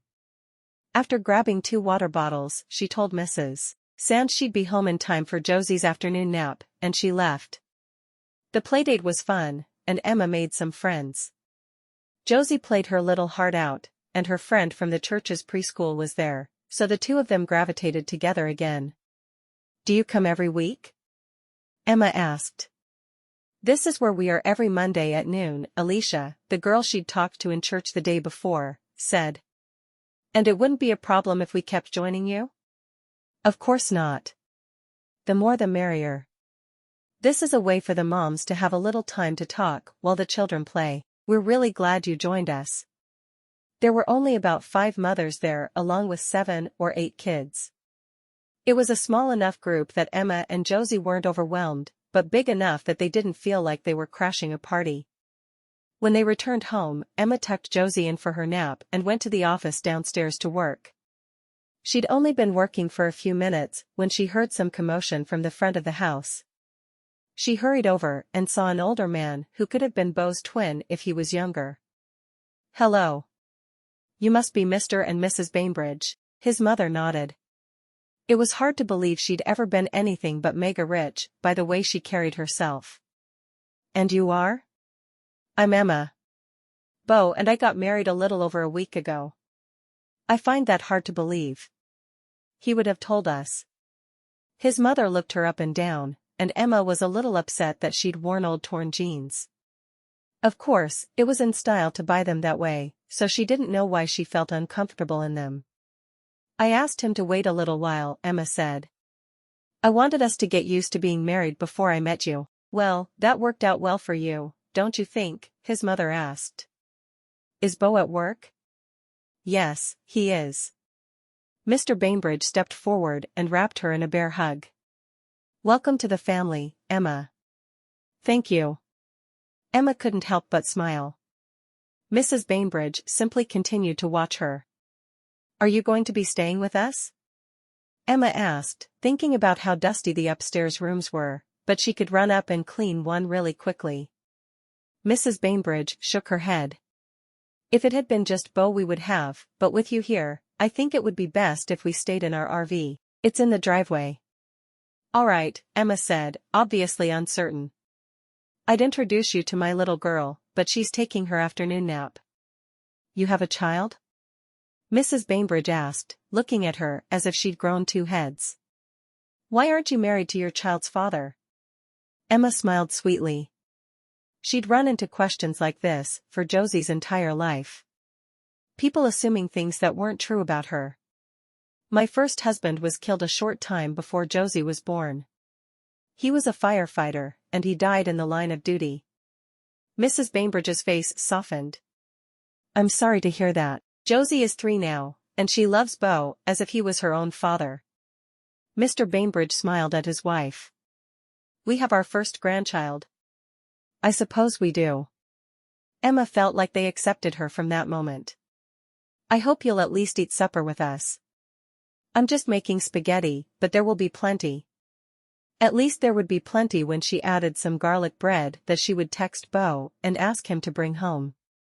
"That sounds lovely," Mrs. Bainbridge answered. "Thank you for the invitation." "How long will Josie sleep?" Emma shook her head. "We went on a picnic today with some people from church. She was really worn out. I would think she'll sleep for at least a couple of hours, and I just put her down. Then I should use the time to get started on our laundry." "You don't mind if I use your washer and dryer, do you?" Mrs. Bainbridge asked. "I'll even do it for you," Emma replied. "Just bring me what you need washed." "I couldn't do that." "Just so you don't mind if I do it." Mrs. Bainbridge turned away. "I'll make sure that Mrs. Sands isn't working on our laundry now, and if she is, I'll have her stop so you can do yours instead." "Mrs. Sands? You finally talked Beau into getting a housekeeper?" "That's wonderful." Mrs. Bainbridge looked positively overjoyed. "Introduce me." Emma nodded, leading the way into the kitchen, where she was sure Mrs. Sands would be. either there or off in the laundry room. When she stepped into the kitchen, Mrs. Sands was on a ladder, cleaning the light fixtures. "Mrs. Sands? My in-laws are here and wanted to meet you." Mrs. Sands came down from the ladder she was on and smoothed the front of her top. "It's so nice to meet you." Mrs. Bainbridge looked her up and down. "I need to do some laundry." "Are the machines available?" "Yes, of course. I finished the laundry just a little while ago, so you can use them whenever you're ready." "Would you like me to do the laundry for you?" "No thank you. I've gotten used to doing our laundry myself while we've been on the road." Mrs. Bainbridge nodded. "I'll be back in a moment with the laundry." Emma wasn't sure what to do with Mr. Bainbridge, and she really needed to work through Josie's nap. "I'm sorry to leave you alone, Mr. Bainbridge, but I have a deadline I'm working toward, and I need to work while my daughter is sleeping." "What do you do?" "I'm a translator. I translate English into German and on rare occasions German into English." Emma walked with him toward the living room. "Why don't you find something good to watch on TV? I'm sure there's a baseball game." Is Beau still trying to pretend he likes to watch ball games on TV when he doesn't have anything more constructive to do? He is, constantly. Emma grinned at him as she disappeared into the office. For a moment she wondered if she was being rude, but they hadn't expected her to be there to entertain them, so how could it be rude if she didn't? When she heard Josie's voice, she hurried into the living room to see Beau's parents talking to her. "Who are you?" Josie asked. "We're your new grandparents," Mrs. Bainbridge told her. "Oh. So, what am I supposed to call you?" Mrs. Bainbridge exchanged a look with her husband. "Why don't you call me Nana, and you can call him Papa?" "Okay," Josie said, very seriously. "Nana, would you like to come upstairs and play with my Barbies with me?" Mrs. Bainbridge looked delighted to be asked. "I would like that very much. We should probably tell your mother you're awake, though." "I see," Emma said from the side of the room. "Go ahead and play." Josie took her new Nana's hand and led her up the stairs, while Emma walked into the office, wiping away her tears. Anyone who accepted Josie was dear to her. No doubt about it. She started supper at 6, remembering that Beau would be home late. She didn't want to make everyone else wait for supper as well, though. Before she served the meal, she took out a portion for Beau so he would be sure to have something to eat when he arrived home, and she just doubled what she would have made for her and Beau. No garlic bread would be happening, but that was all right. When she served the meal, she gave Josie spaghetti with butter and then a tiny portion with sauce on it. Josie had never liked the taste of spaghetti sauce, so it was their way of compromising. As they ate, Emma watched as the Bainbridges talked to Josie and encouraged her to eat her bit of food with sauce. "What are we going to do while we're here?" Mr. Bainbridge asked. "Have you been to the aquarium yet? That was your daddy's favorite thing to do when he was a boy." Emma nodded. "We went on Saturday." Mrs. Bainbridge thought. "I could take you shopping at my favorite toy store. It's not too far from here. Would you like that?" Josie nodded. "I love toys." "Then we'll go tomorrow. If it's okay with your mom, of course." Emma nodded. "You should probably take the minivan, though. Josie's car seat is in it. And it has a DVD player." Josie said excitedly. "Well, then we'll take the minivan. Do you want to come with us?" Mrs. Bainbridge asked Emma. Emma shook her head. "No, you two should go have a good time, and I'll stay home and work. It'll give me a chance to get ahead, so I can spend more time with Josie later." She took a sip of her water. "How long do you think you'll stay?"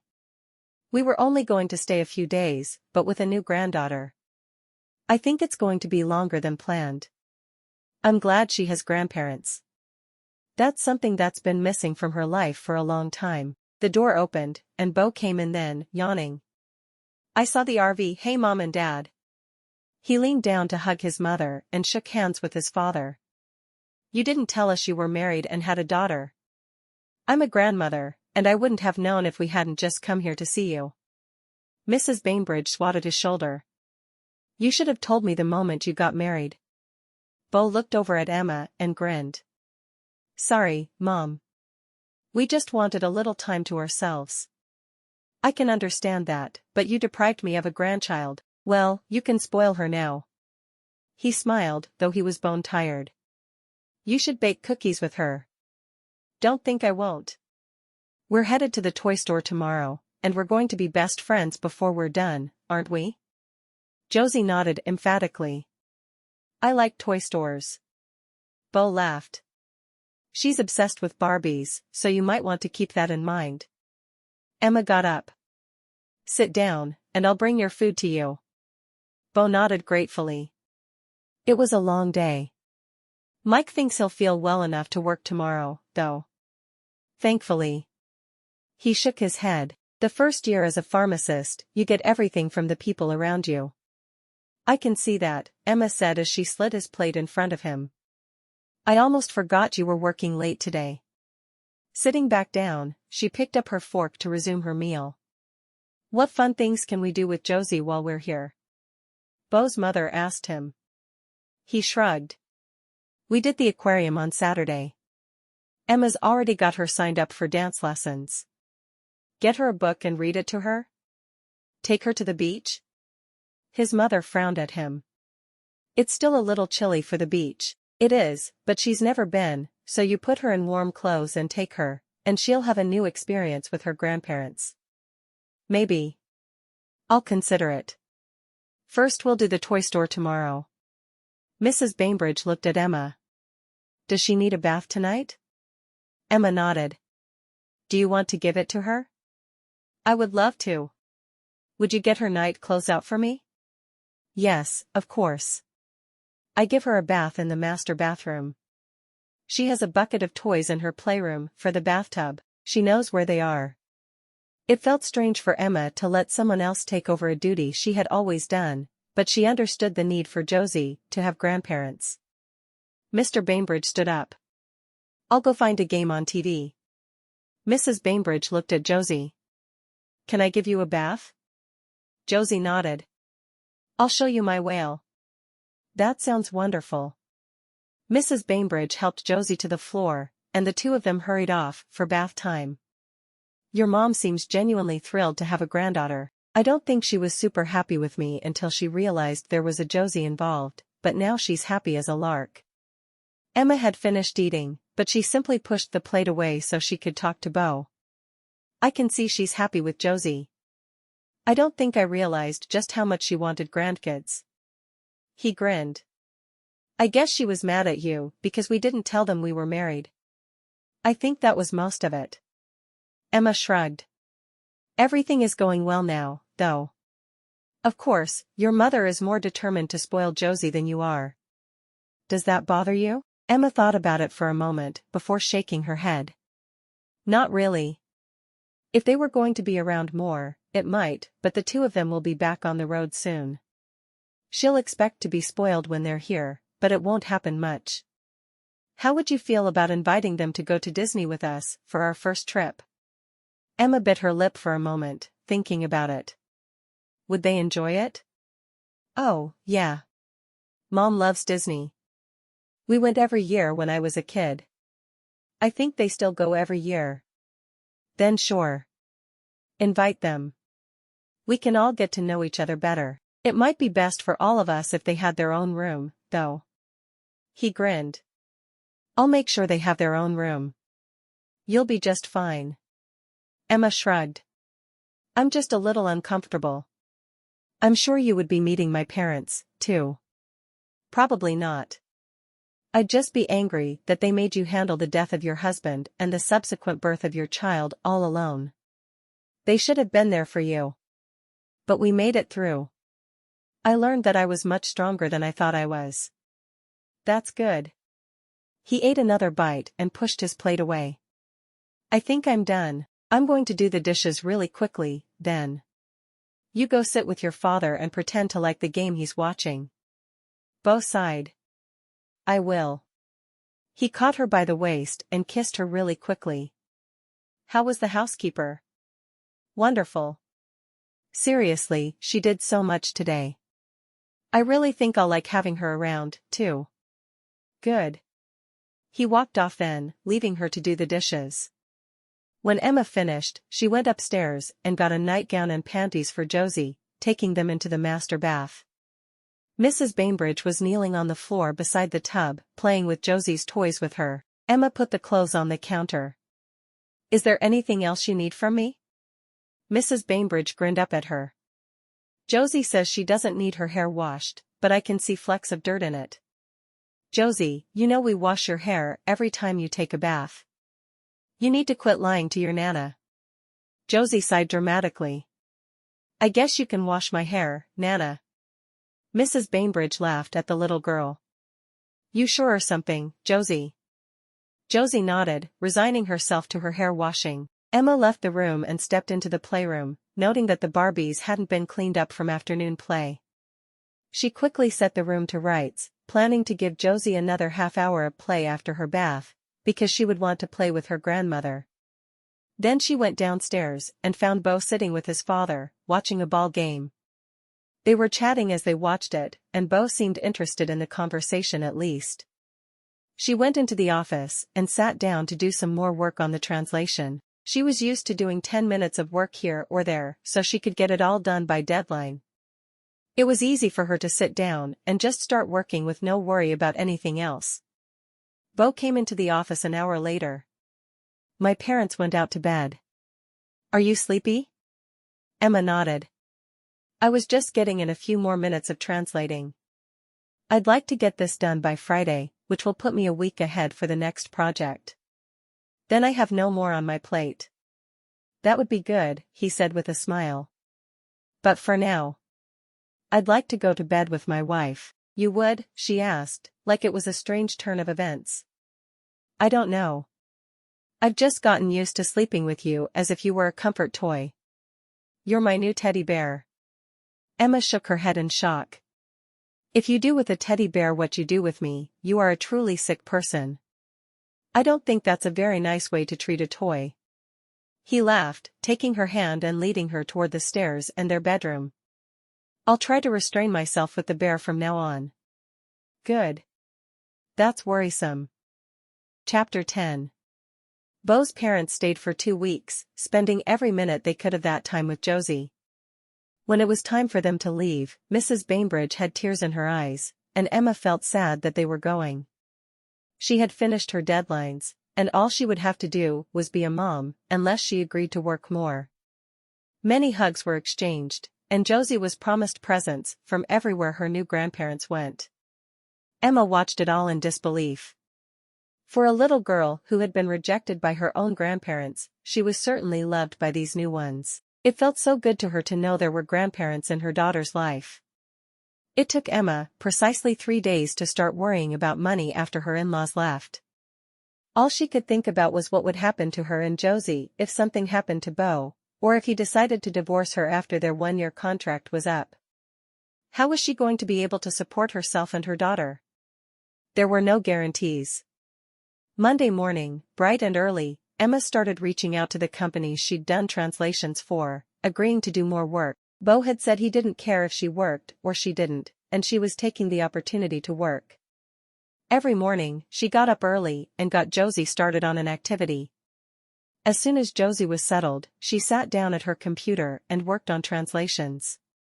She had made the deadlines a little tighter than she liked, but having a housekeeper would help her with all of that.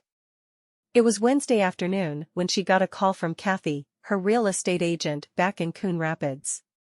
We have an offer. Emma took a deep breath. We do?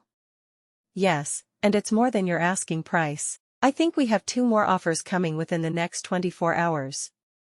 Do you want to wait for the other offers to come in? Emma looked over at Josie, who was playing with her Barbie camper there in her office. Sometimes when she got settled doing something else, she took whatever toy she wanted to play with into the office to be close to her mother. It was the way Emma had been able to work back in Minnesota. What would you recommend? She'd known Kathy her entire life, and she trusted her expertise. I think you should wait the 24 hours. That's your deadline to say yes or no to the current contract. I can have a counteroffer ready for this one, in case the others don't come through. That sounds good. All right. Kathy hung up, but Emma knew she'd be hearing from her soon. The house was almost sold, and all the money from it could go into her savings. It felt like a huge pressure was off of her. She looked at Josie, playing contentedly on the floor. Do you need a snack? Or are you good? I'm good. If I need a snack, I'll ask Mrs. Sands. Josie made her Barbie slide down the slide into an imaginary pool of water. Are you happy here, Josie? Josie looked up at her mother and nodded. I have a daddy and a nana and a papa. It's a nice house, and I have lots of Barbies. Everyone has been nice to you? Josie frowned. Yes. Very nice. Okay, I just wanted to be sure you liked it here. Emma turned and got back to work. She raced through the translation while doing the best job she could. It was almost time for her to start supper.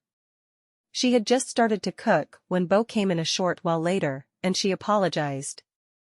I'm sorry. I got wrapped up in the translation I'm working on. I should have started supper sooner. He frowned. I thought you'd finished all your deadlines. She shrugged. Did you decide you wanted to keep working? I thought you were looking to get out of the translation business. I was. I'm afraid something is going to happen to you, or between us, and I'm going to need something to fall back on. So I'm building a little savings so I'll have that if ever I need it. Beau leaned against the counter. Are you unhappy in our marriage? He asked. She didn't seem to be, and it would surprise him if she said she was, but he couldn't think of another reason for her to be pushing herself to work again. Not at all. I just don't trust anything to last forever. I know that sounds awful, but with the way life has worked out for me, I just feel the need to be able to support myself and Josie without you. He closed his eyes for a moment. I can understand about your past, but I promise that if something happened to me, you'd have enough life insurance money to go on for a few years. I'm more worried that you're going to realize that I'm not in the same social class as you. That I'm not quite good enough. She shook her head. I know that sounds horrible, but if you did decide that, I would need to be able to make enough to support us. She sighed. It's like my insurance against you, deciding we're not good enough. I'm not going to decide that. She didn't meet his eyes as she shrugged and continued cooking. I'll have supper on the table in 10 minutes. Why don't you go and play with Josie until then? All right. He would go play with their daughter now, but this wasn't the end of their conversation. As far as he was concerned, the conversation had barely started.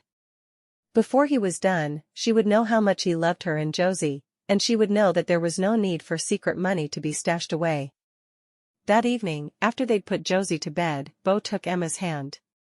Let's go for a walk in the garden. She'd been hoping to get a little more work done, but she knew she could make up the time. Nodding, she walked with him out the back to the huge garden. I wanted to talk about what you said earlier. I hate that you're living in a constant state of fear and you feel like you need to hide money away for the future. You don't. Beau wasn't about to beat around the bush, with it being such an important topic. But what happens if you decide you don't want us around? We only have a contract to stay together for a year. Anything can happen in a year. He nodded. Anything can happen in a year. In the few weeks that we've had together, I've fallen head over heels in love with you. I cannot imagine not wanting you by my side for the rest of my life. But what if that changes? What if a pretty girl starts working with you and you fall for her? He sighed. What is it going to take for you to be convinced I'm not going to hurt you that way? She shrugged. I truthfully have no idea. I mean, I love you, and I know it's a lasting love, but I can't feel confident of how you will feel. Only how I will feel. What if I made a bank account for you and Josie? An account that I put money into every month, but I'm not allowed to take money out of. Then you can put what you get from your house and any money you have on hand in there, and you won't feel the need to work so much. I feel like I should be completely trusting of you if I love you. I'm a terrible wife. You're not. You've been through a lot with having to work a ridiculous number of hours just to put food on the table. I can see that, and I understand it. He shook his head. I want to do everything I can to make you feel better about all this, but I just don't know how. They reached the swing and sat down together, rocking in the cool evening air. I just wish I could flip a switch and magically trust you in everything, but at this point in my life, it's not possible. So let me open that bank account. We'll make it so only you, or in the event of your death, Josie can get money out of it. Would that work for you? It would. I hate to ask it of you, though. Well, don't. Then you can take fewer translations, but still do a few if that's what you want to do.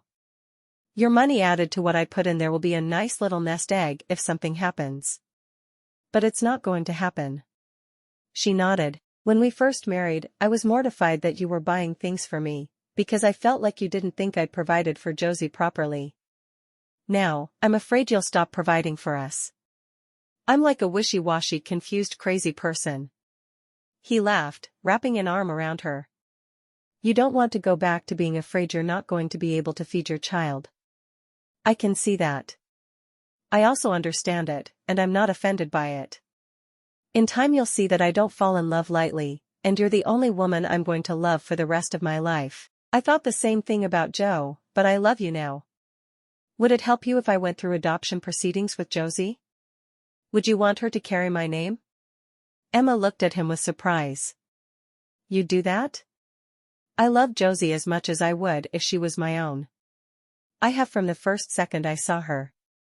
I thought that was obvious. It is.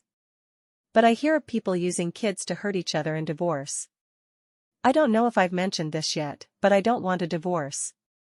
I want to stay married to you until we're old and gray. I want to die within seconds of one another grasping one another's hands, so neither of us will ever be alone. She laughed softly.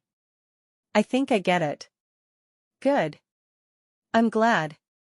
I'll open that bank account tomorrow. She shook her head, looking at him. No, don't do it. I'm going to just have to realize that you're not going to hurt us. I need to trust you, and I will. I just wish there was a way to cancel all the deadlines I've agreed to for the next few weeks. I'm wiped out. I wish there was, too. Why don't I take care of Josie in the evenings, and you take care of her during the day? Then you can get your work done without her bothering you, and I will help in every way I can. I can't ask you to watch her in the evenings after you've worked all day. He blinked. She's our child. Isn't that what you've done for the past 3 years? Watched her and worked at the same time. I guess it is. If I watch her in the evenings, can you be finished by the time we go on our Disney trip? Emma thought about it and did a little mental calculation. I can. Good. Then you work your tail off for that, and when we get to Disney, we will have fun as a family, and we're wearing the bride and groom mouse ears whether you like it or not. They have bride and groom mouse ears? Josie is going to go insane. He laughed. She probably will. We'll have to see if we can find a Disney-specific Barbie as well. Sounds good to me. She rested her head on his shoulder for a moment. Hey, Beau? Yeah? I love you, and I'm so sorry I didn't trust you. I will from now on. I love you, too. Always. Epilogue. A year later they were on their annual Disney trip, and Josie was skipping along happily. Beau was thrilled to walk through the park, the sounds and smells filling his senses with pleasure. Emma was moving slowly, due to have their second child in less than a month. They'd opted not to find out if it was a boy or girl, wanting to be surprised and do things the old-fashioned way. Beau turned around to look at her. Are you all right? Emma nodded. I could use a bench for a few minutes, though. I swear, my feet are so swollen, they could pass for elephant feet. Josie giggled, looking at her mother's feet. They do look bigger than usual, they are. Emma sighed, sinking onto a bench. Do you two want to do